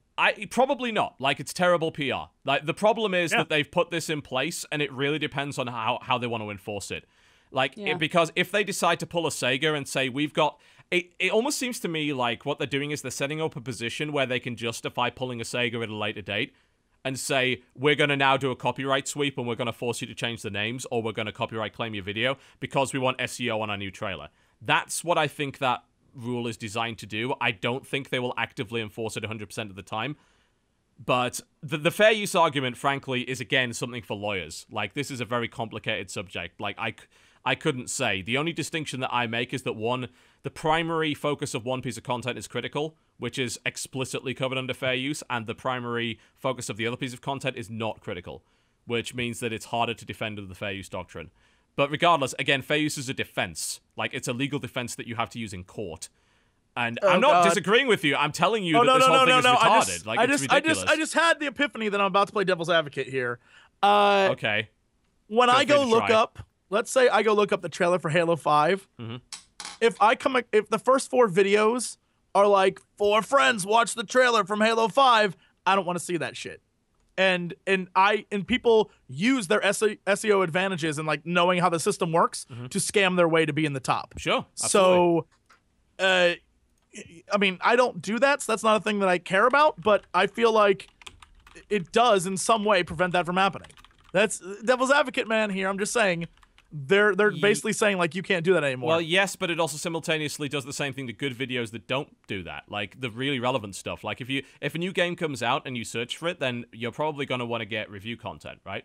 So if that stuff's at the top, then that's relevant to the consumer. So it's good that that stuff has high SEO. If that is not the case, and the things that you find when you're looking for review content is just a bunch of trailers and stuff produced by the publisher, then you're entering a situation where consumers are less informed, which to me is quite dangerous. I mean, do you think that's going to happen, though? I think a lot of the times the way that YouTube works is it consolidates and finds information that is relevant to you. Like, I know a lot of times it will recommend stuff to me that, like, no, it's not going to recommend to like my boyfriend or whatever because he watches different types of YouTube videos than I do. Yeah, but simultaneously that doesn't work well 100% of the time. Like I watched one video of a A10 Warthog firing its minigun because that's awesome, and now all I get recommended is combat footage. I don't want that. Like, because I watched one video, it does that. It's the same as Amazon. Like, for some reason it was recommending me these really bad horror movies. I have no idea why. And, like, it was recommending me, like, erotic stuff. Like, what did I look at? Like, what the fuck is happening? What have I done? I bought Jelly Bellies. What the fuck? Was that yours earlier, Jesse? The one on Twitter, Amazon is now on Twitter and recommends things on Twitter. And the thing it recommended before the podcast started was, like, these giant claws. And I was like, what the hell are these? What? And you click them, and it's like, it rips up pulled pork. And I was like, yep, they know me. It looks like Wolverine claw things. It was just like, but it's made for just like ripping meat. I was like, that's really weird, but thanks, Amazon. No, but I think when you look up reviews, most people don't type in Halo. They type in Halo review, right? Yes. Or if they trust you, they're like, WTF is Halo. Well, yeah, I mean, they go specifically for my brand there. But the thing is, like, it becomes a non-issue for me then anyway, because even if I would... I mean, and I won't have to, and if they try to pull this on me, then it would be fucking hell to pay. There's no way they would. Like, it is commercial suicide to enforce that on review or critical content. Like, that would piss off everybody in the universe. I think it would piss off everyone in the universe if they enforce it on Let's Play as well. Don't get me wrong. I think the whole thing is stupid and shouldn't be there, but I think they have a better case with that. Not a great one, but a better one. I feel like at the end of the day, from the viewpoint of the people who would be in court trying to like argue about this, the point would definitely be made of there have been reviews for things forever, like reviews for movies, reviews for restaurants, reviews for games now. For over and 100 years. Let's Plays are things that people don't entirely understand and are super gray in terms of legalese anyway with every company. Well, yeah, I mean, we've had a lot of weird, I mean, remember Phil Fisher's rant on the subject where it's like, you couldn't just upload an entire movie and talk over it. Why can you do it for a game? And, and we all had reasons why you could. We have arguments against that, but eventually this stuff will be tested in court because it's a weird area that the law has clearly not caught up to. Like, fair use is by no means ironclad. It's very subjective. And it's also maybe not good enough. And copyright law does not cover this stuff properly at all. Mm-hmm. And like I was saying, like the trademark laws are so old, and they haven't like taken into effect like what YouTube or live streaming or any of that stuff has like. They just haven't like brought that trademark up to that level yet because it's just there's so many things that people are doing that are pretty iffy as is, and then there's also really stupid trademarks and that are like super strict about like the dumbest things that you're just like, really? That's a thing? Yeah. Like I don't know. And I don't know when that's going to happen. I think at the point when something big and major and like super controversial happens, like I think that's when your shit just is going to hit the fan and companies are just like the internet is going to riot. Oh yeah, no doubt. It's all very up in the air, and I think a lot of companies have just avoided it because really everyone just prefers that people leave it the fuck alone. Like, don't push anything, just let it go. It's the best way, but eventually something is going to have to happen on the law side of things to get this stuff sorted out because everything is completely out of date. And I don't mind companies enforcing certain terms, I think some of them are ridiculous. You know, and I think this term by Microsoft is completely stupid. I don't think it would stand up in court. And if it ends up being used against critical content, it will be an absolute disaster. I really do think it's in there just as a red button, basically, for if they want to use it. I don't think they'll actively enforce it. I think that would be ridiculous. Because like you said, it's going to shoot them in the foot if like all these Let's Players, especially like Jesse, just can't put that in their title or like wait or like it's just I can't even imagine what it's going to happen because you're basically making it so people are so confused that they're like, I can't even See, this is the thing. I don't even want to do Nintendo products because I'm afraid of like I don't know what's going to happen with because you don't know what Nintendo's going to do. Yeah. Yeah, like, I'm just like I don't even want to touch that. Yeah, I cannot understand why you would want to have less of your content advertised on YouTube because that's what will effectively happen if people have to stop using your.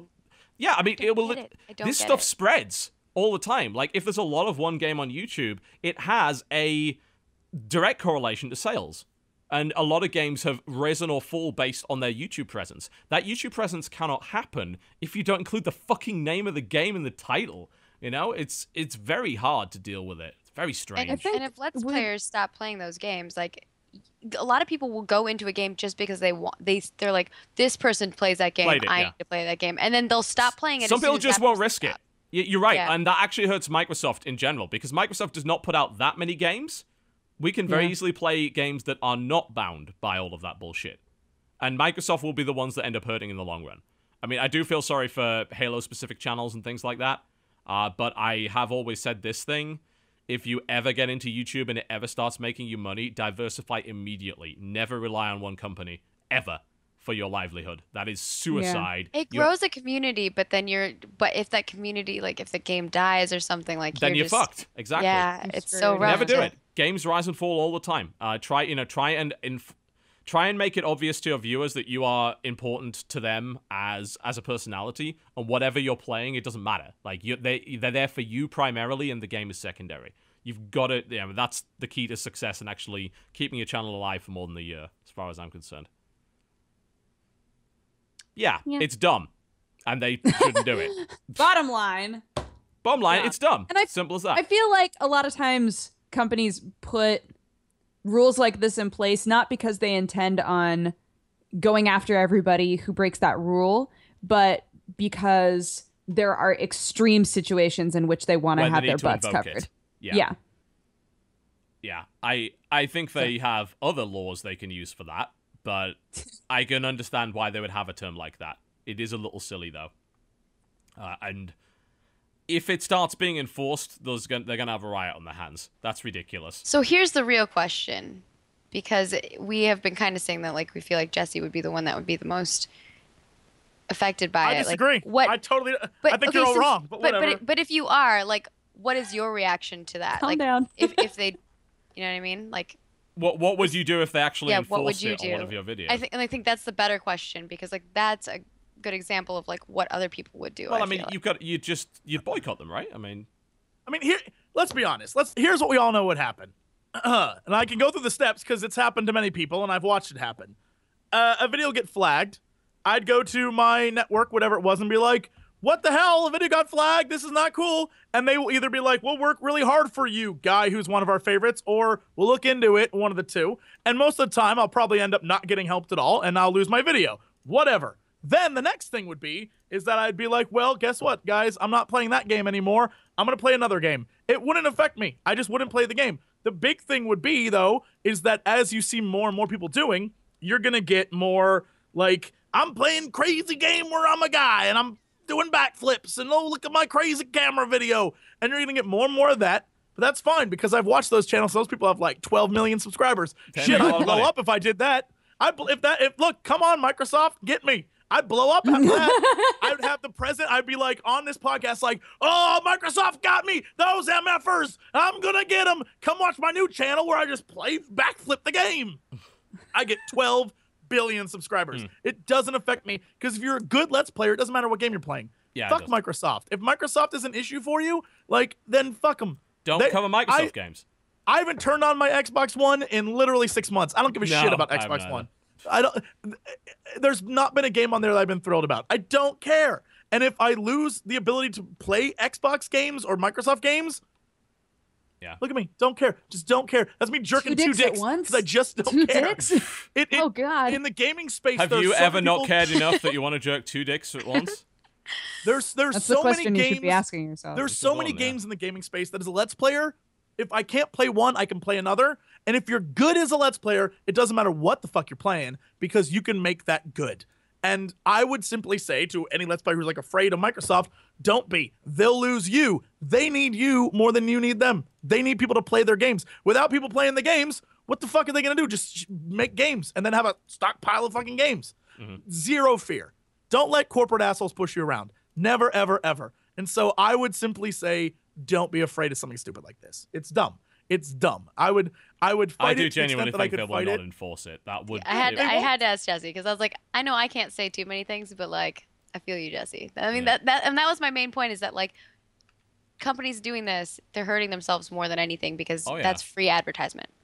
Absolutely. 100% of the time. If your Not at all. if your game is good and someone Let's Plays it and it looks good, then you will sell more copies. That is the reality of the industry, to the point where people are building entire games around that very concept. The game doesn't even have to look good. It has to look fun. Like when people, when Let's Players are freaking having the times of their lives, or even just playing with their friends, it could be like the dumbest game. What's that game where like you have to like climb on each other and you have to like get Not to your the top? friends. I love that game. Game's just ridiculous. It's kind of dumb, but it's kind of fucking hilarious and fun with your friends. Like, it's just a fun, freaking ridiculous game. That's a game that succeeded based on streamers and YouTubers. You know, it sold most of its copies as a result of that coverage. It would not have sold anywhere near as much without it. It's that simple. Microsoft cares less about that because they have marketing budget, you know?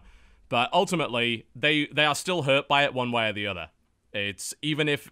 It's the same thing that people keep saying about the Sega thing. It's like, oh, well, Sega doesn't care. They do. They're not gonna fucking go bankrupt because I boycotted them, but to think that they're missing out on 300,000 views per game they release, that is a factor. It doesn't matter. If they lose even one sale as a result of that, it fucking matters. That's the whole point of a boycott. It's like, well, if you can't destroy the entire company, then why even bother boycotting anything? It's like, you have unrealistic expectations. Like, you don't do that.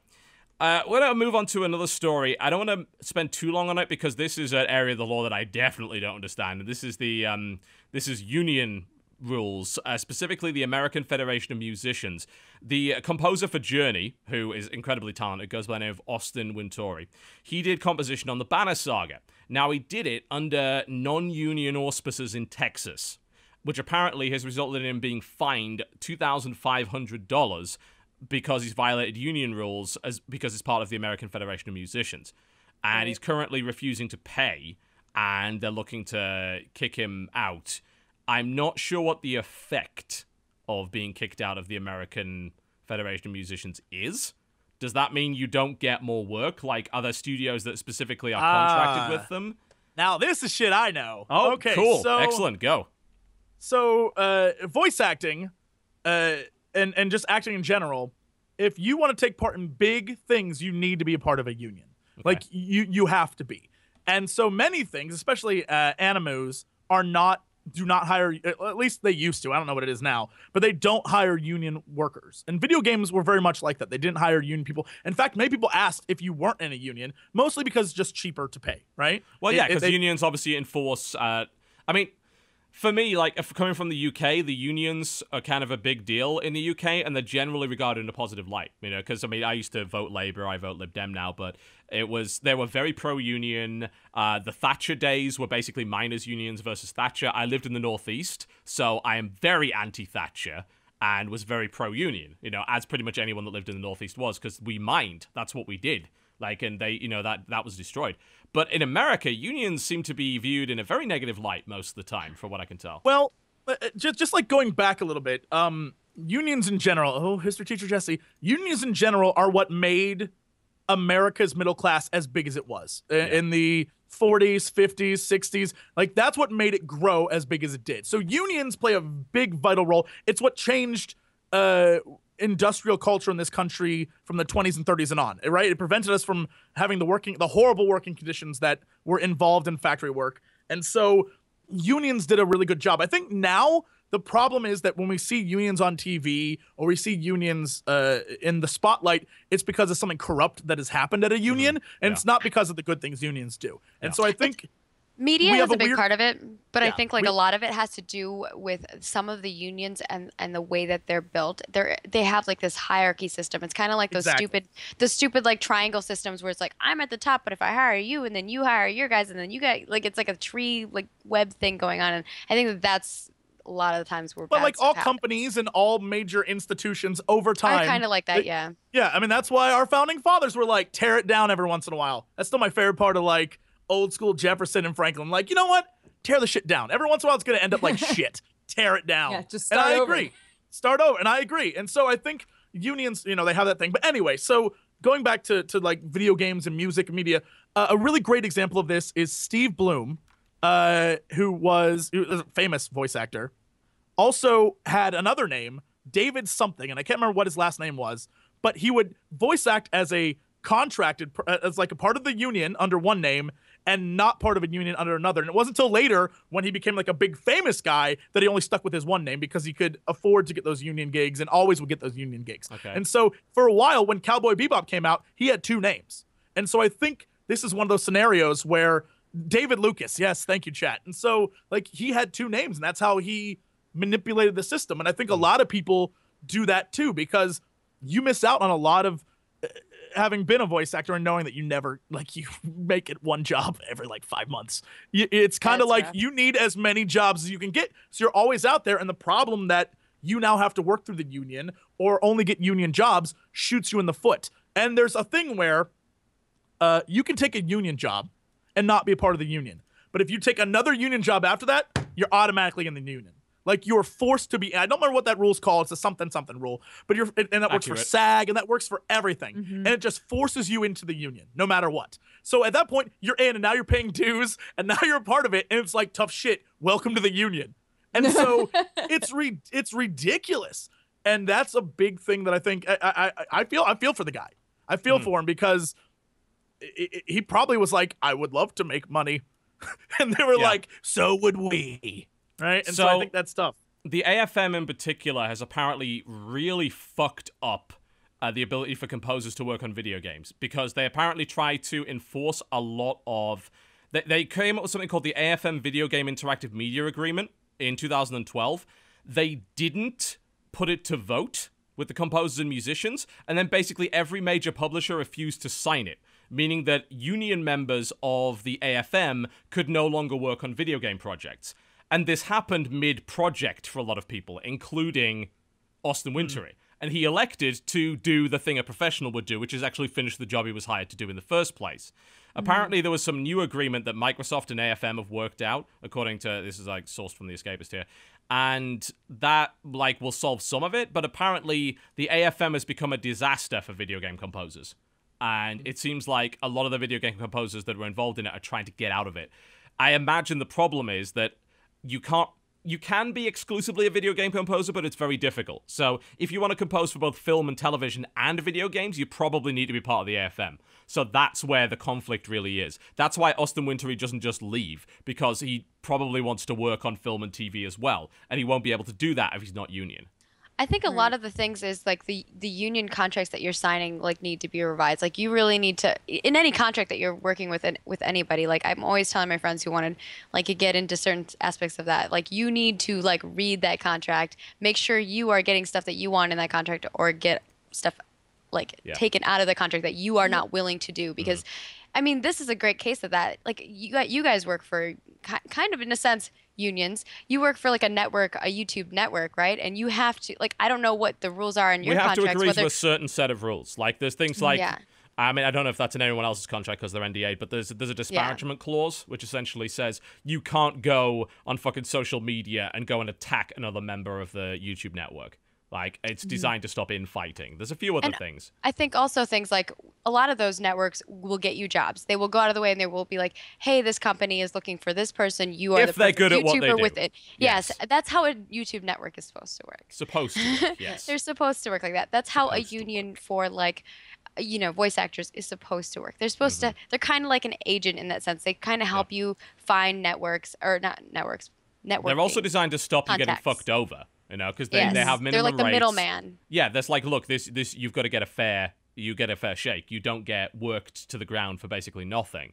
But the union. We could do an entire podcast on the benefits. A lot of them are not good at their job. No, a lot of them no. do not. A lot of those contracts are really shit. Yes. Like you are signing shit. Like it is not good. So I'm more curious about like what his contract is. Yeah. You know what I mean? Well, certainly. I know. Yeah, I mean, unions in general are a big political issue. These are not. This is like we could talk about this for hours, and people have different opinions. Some Republicans generally seem to be more anti-union, whereas Democrats are more pro-union. But there's all sorts of other things that it's not like there's no right answer because unions have a purpose, but simultaneously they often abuse it. If we're to get a little bit political, police unions often protect officers that have flagrantly abused their power. Right. And it's their job to protect them, but simultaneously they often go out of their way to protect people that clearly should not have that job anymore. And they end up saving their job or putting them on paid leave or whatever. So, you know, let's be frank. Like, if anyone thinks politics is a simple black or white issue, then they're probably an extremist. As I've said, everything is a huge shade of gray. There's no such thing as the fucking enemy. You know, you can't just look and say, "Oh, I hate Republicans." Like, no, you don't. You know, you don't do that. That's just fucking stupid. But in this case, it's obviously fucked up for video game composers. Like, video game music, I feel, has really come into its own over the last few years to the point where people are willing to buy the soundtracks. That's pretty unique. Like, that only really happened over the last few years. And that means that it's more attractive now for composers who are talented to work on video games. And there's a greater demand for high-quality music. Well, yeah, like, I know that maybe 3 years ago, at least, with SAG, SAG still hadn't really gotten an understanding with online content. Mm-hmm. And they were very much trying to, you know, hold on to the people who were part of SAG and be like, if you're going to be on a web series, you can't be in the union. Yeah. Or like, you have to clear Screen it Actors Guild, by through the way, like a bunch of, Screen Actors Guild, They sorry. said that? That's ridiculous. Yeah, because like I know some people who were part of SAG and they really wanted to do YouTube stuff, but they either had to try to keep it totally secret, like try to keep people from finding out that they were doing it, or they had to, you know, discuss with the people, the committee that runs SAG and figure out whether or not they could get the okay to do it or if they had to straight up just leave the union, which is nuts. So I'm assuming we've been seeing more and more actors and actresses, you know, start YouTube channels and be on YouTube shows. And I'm sure that all of that has kind of loosened up and become a bit more understanding of, you know, new media versus old media. But like the fact that there's a possibility that within the music industry, it's gone backwards, like the other way entirely. That sucks. Yeah. Well, I mean, it sounds like incompetence. As we mentioned, that 2012 agreement wasn't done with they didn't consult the members of the damn union. They didn't put it to a vote, which seems illegal. I mean, I don't know the union law in the US, but that seems fucking illegal. I don't know either. And it fucked over people who were mid-project, which is ridiculous. So it does. I mean, Austin Wintory seems like he's 100% in the right here. He's being charged $2,500. I mean, I'm sure people would raise that money for him immediately if he asked, but frankly, he shouldn't have to pay it. He should be able to take it to court. I think he would win. He is. He's fighting it. So, Good. And I hope he wins as well, because evidently these guys really screwed up, and they need to fix this. They need to redo these agreements with publishers, because publishers evidently that agreement was so bad that every major publisher said no. So either every major publisher is in on a big plot, or that agreement fucking sucked. Yeah. So, it's not like people are going to accept not being able to work on video games. It's lucrative. They're going to want to do it. So, especially now that like video games is the top form of like, you know, highest grossing form of media. Yeah, like that's where you're going to make your money. But that's why everyone now their attention's focused on it, because so much money's around to be made. Oh, for sure. Which now means laws are flying shit. everywhere, you know, regulations. Which is why we have this big mess, you know. There you go. But it's kind of one of those things, like you said, we need to just like restart. We do need to clean it out and start fresh. Yeah, there's no doubt. It's old ruins built upon old ruins built upon old ruins, and it's full of rats. That's what I'm saying. Shut down the video game industry for 2 years. And then just never make any video games. Don't make any games. 2 years later, open up the floodgates. People will be brimming with ideas. Or at the very least, we'll find like old ideas to be new again. No, stop. Don't. Dodger Shut it has down. bad Yeah, ideas. Shut it down. No, my life is Hopefully, just playing Dodger, video hopefully you have games, 2 man. years of money saved up because you're going to be broke as shit. I don't. Hey, I'm I gonna got a go Steam be a back catalog barista for the 2 ages. I'll years. be fine. I'll appreciate YouTube again after 2 years of being a barista. All right. Work out. So there's one last piece of news before we kind of wrap things up. I think that I'd just like to cover very briefly. Finally, Rockstar came out and actually let people know what the system requirements for GTA 5 on PC are and what the new release date is, which is delayed. They delayed it to March the 24th. Some people are pissy about it. I personally call those people idiots because after 2014, why the fuck would you not want people to delay and finish a game? Holy shit, what's wrong with you? Joke. God's sake, you've waited like a year and a half. You can wait 2 more months. Jesus, come on. You want a good PC port of this game, right? You really do. So don't fuck with that. The recommended specs are surprisingly low.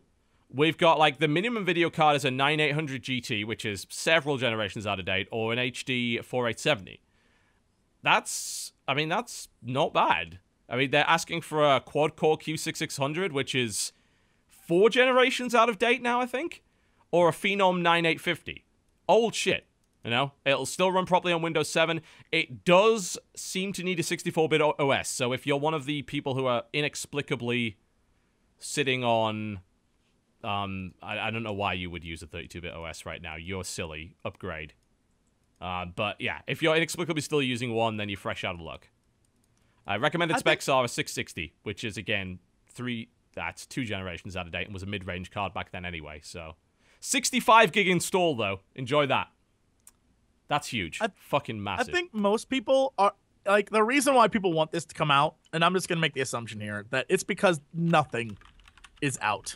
Like, there's so little to play that people just want something, and they're like, but I wanted it now! And I think, like, that's just the thing. And so people will get over it. It's just people are mad that most games right now are shit. So. They are. Yeah. You know Assassin's Creed's got worse since launch? If you can believe it. Oh, whoa!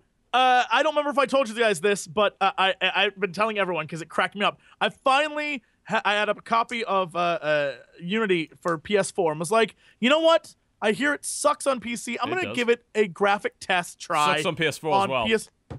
PS4, in a cutscene, it kept flashing, like, almost like I'm going to have a stroke flashing between super high-res textures and low-res textures. Oh my so the God. guy's outfit would, like, look amazing, then flash into crap, amazing flash, and it was just, like, I was like, that was maybe cutscene number 2. And I was like, I'm done. I just turned it off.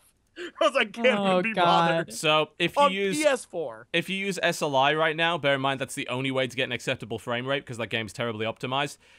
Every single piece of water in that game, including puddles on the floor, flashes and basically gives you a stroke, essentially. A seizure, sorry. It's not stroke. Maybe it does give you a stroke. Maybe it does give It you a could. stroke. It could. Maybe you have cardiac arrest as a result. I can't say. I'm not a doctor. But all I'm telling you is the game is basically unplayable. It's terrible. Like, they've somehow made it work worse than it did on launch after 4 patches. That game is a disaster. There's not even any other way to describe it. Unbelievable. And it's been like that for a month. Guys. The patch came out a month Next ago. time. It has moments. It has its moments. Stop buying Ubisoft games, cause they're all shit. You know, I didn't buy it though. I got a code, so. Yeah. Right. You get a free seizure instead of a $60 Hashtag seizure. Gamergate. Maggie. Hush. Okay, well, I think that kind of brings us towards the end of the show, so we'll do releases. And people are like, oh, I want to talk about the joystick things. Like, no, we're not going to talk about that. Like, I might do that video on that. The joystick stopped doing scores for their reviews, which is awesome. They watch the podcast. They watch the podcast, TB. They watch us. I actually They know watch. that at least one of the staff does watch the podcast. I know that for a fact. But the joystick guys have been doing good work, and I'm really happy that they took that. That they might take a traffic hit from that because they'll lose their Metacritic status. But I am really happy that they did that. That shows they really give a fuck. So, good job. All right. Ready for the releases? Yes! Today, we have Atelier Aisha Plus, The Alchemist of Dusk for PlayStation Network Vita. Oh, Whatever. it's another Off to Japanese a game good for the start, Vita. off to a good start. Yeah. This yeah, is a yeah. it's anime. It's a JRPG basically. It's up Dodger and I's alley, but It looks like it might not be, so much yeah. theirs. Yep. Okay. What else? Brandish the Dark Revenant for PlayStation Plus Network. Are you sure that's PlayStation Plus Network and not PSP? Says PSNV. PSP Network, yeah. It's for the PSP. The PlayStation Portable. Mm-hmm. She's not wearing any clothes. Apparently. Why is that? Hello, what is this game? Hey. Fuck, my keyboard's not working. I think you know why. Your D's I think I know broke? exactly why. To be fair, Broke. well, obviously it works on Vita because Vita's backwards compatible, but that is a little weird. It's an action-oriented reimagining of Nihon Falcom cult classic. I don't know what that is. The developer of Ys and Legend of Heroes. And the main character appears to be wearing a bikini of some description. Their reimagining is they're naked this time. Well, even on the front of the box, she's like, that is not a lot of clothes. Huh. Sign me up for that game. Yep, new PSP game in 2015. Enjoy that. Yep, enjoy. We have Disorder coming out for PC. I don't know what that is. I don't have code for it, so they're releasing a game without telling me. Maybe it's bad. Game. Disorder game. Disorder on Steam. Explore the mind of madness. Ew. What? That comes out when? I think this Today. is actually It's a pretty 2D puzzle platformer. Because I remember looking at this and being like, that's kind of cool. Yeah, I can understand why they didn't send this to me. I hate don't it. see Disorder on Steam. Yeah, it is. It's on. It's actually available right now. A psychological 2D puzzle platformer. You must switch between two versions of the past. Terraria. Your dark, your light, your positive, your negative, your hope, and your despair. I don't see it. It's there. Maybe you all just I can't see tell. all I see are the 12,000 Rocksmith downloads I can get. Yeah. What else? Retention for PC. That's very cheap. That's like less than $1, I think. Retention is? Yeah, I mean, unless it was wrong. Yeah, it's 84 cents. 84 cents. It's not well reviewed.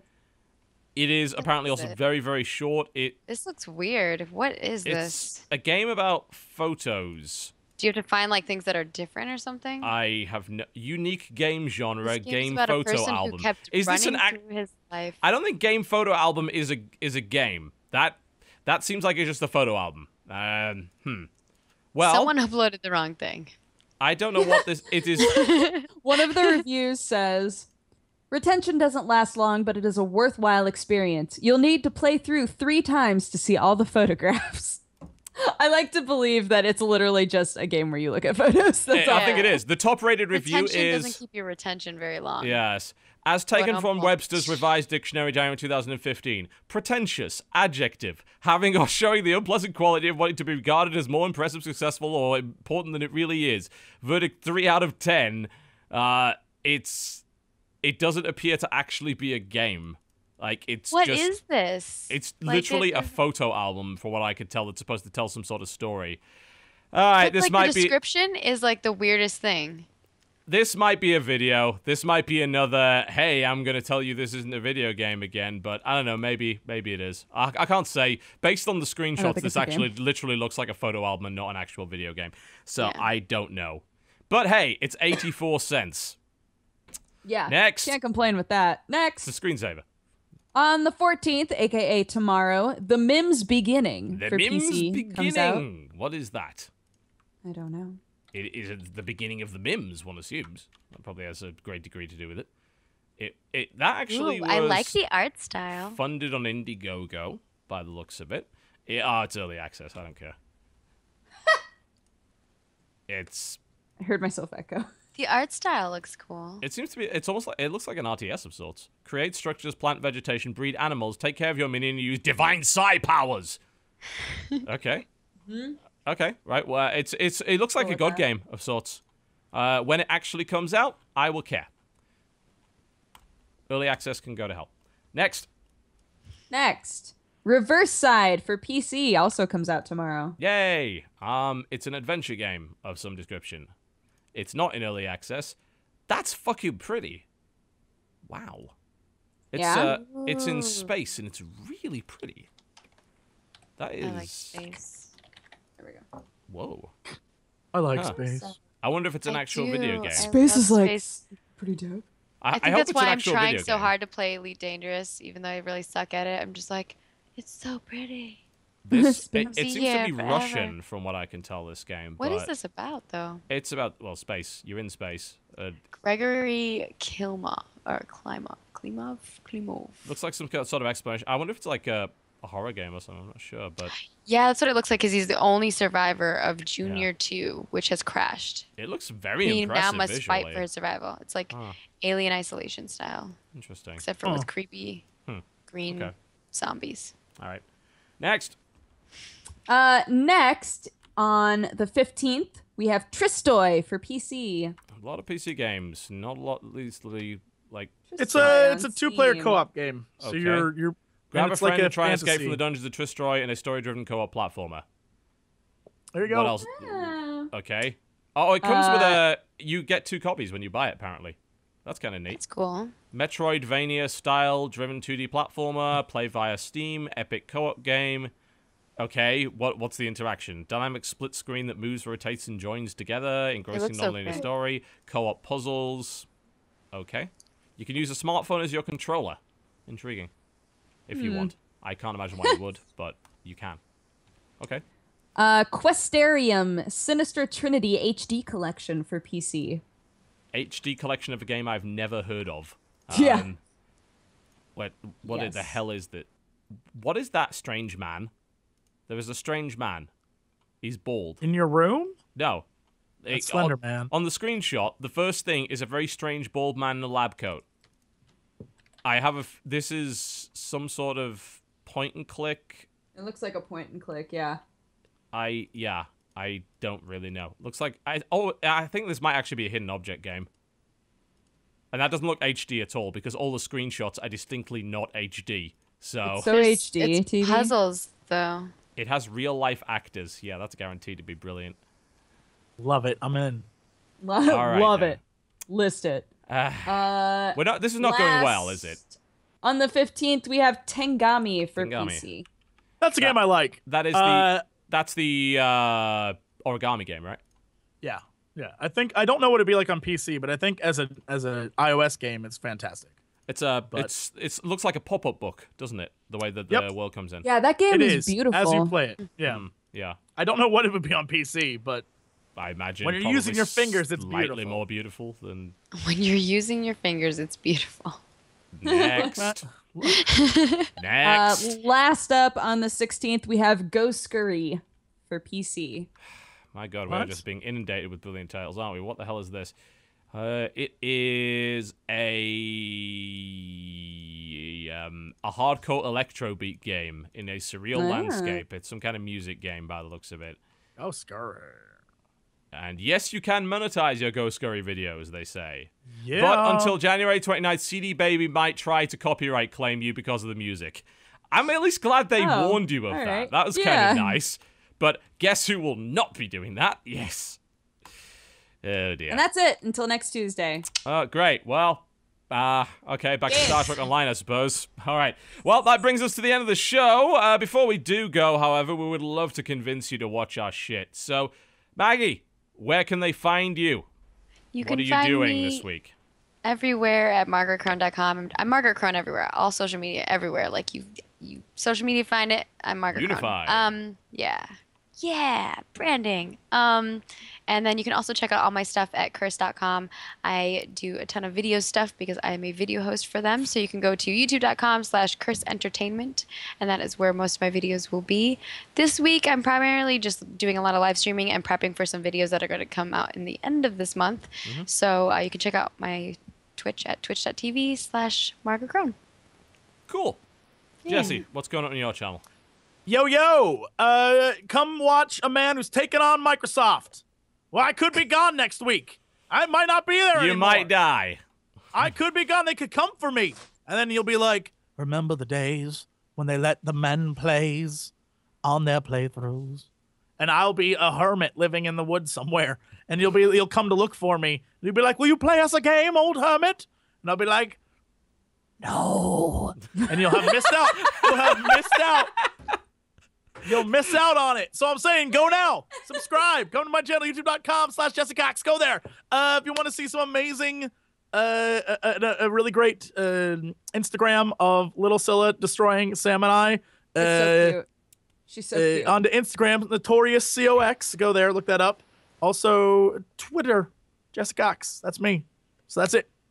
Oh my! Remember, this is your last chance. Yeah. Microsoft's coming for us. I'm gonna fight as long as I can. Gone. I'm gonna fight as long as I can, but it'll be gone one day, guys. That Rise playthrough, you fucked. Damn. Dodger. Now people will want to watch it. Great. What's coming up?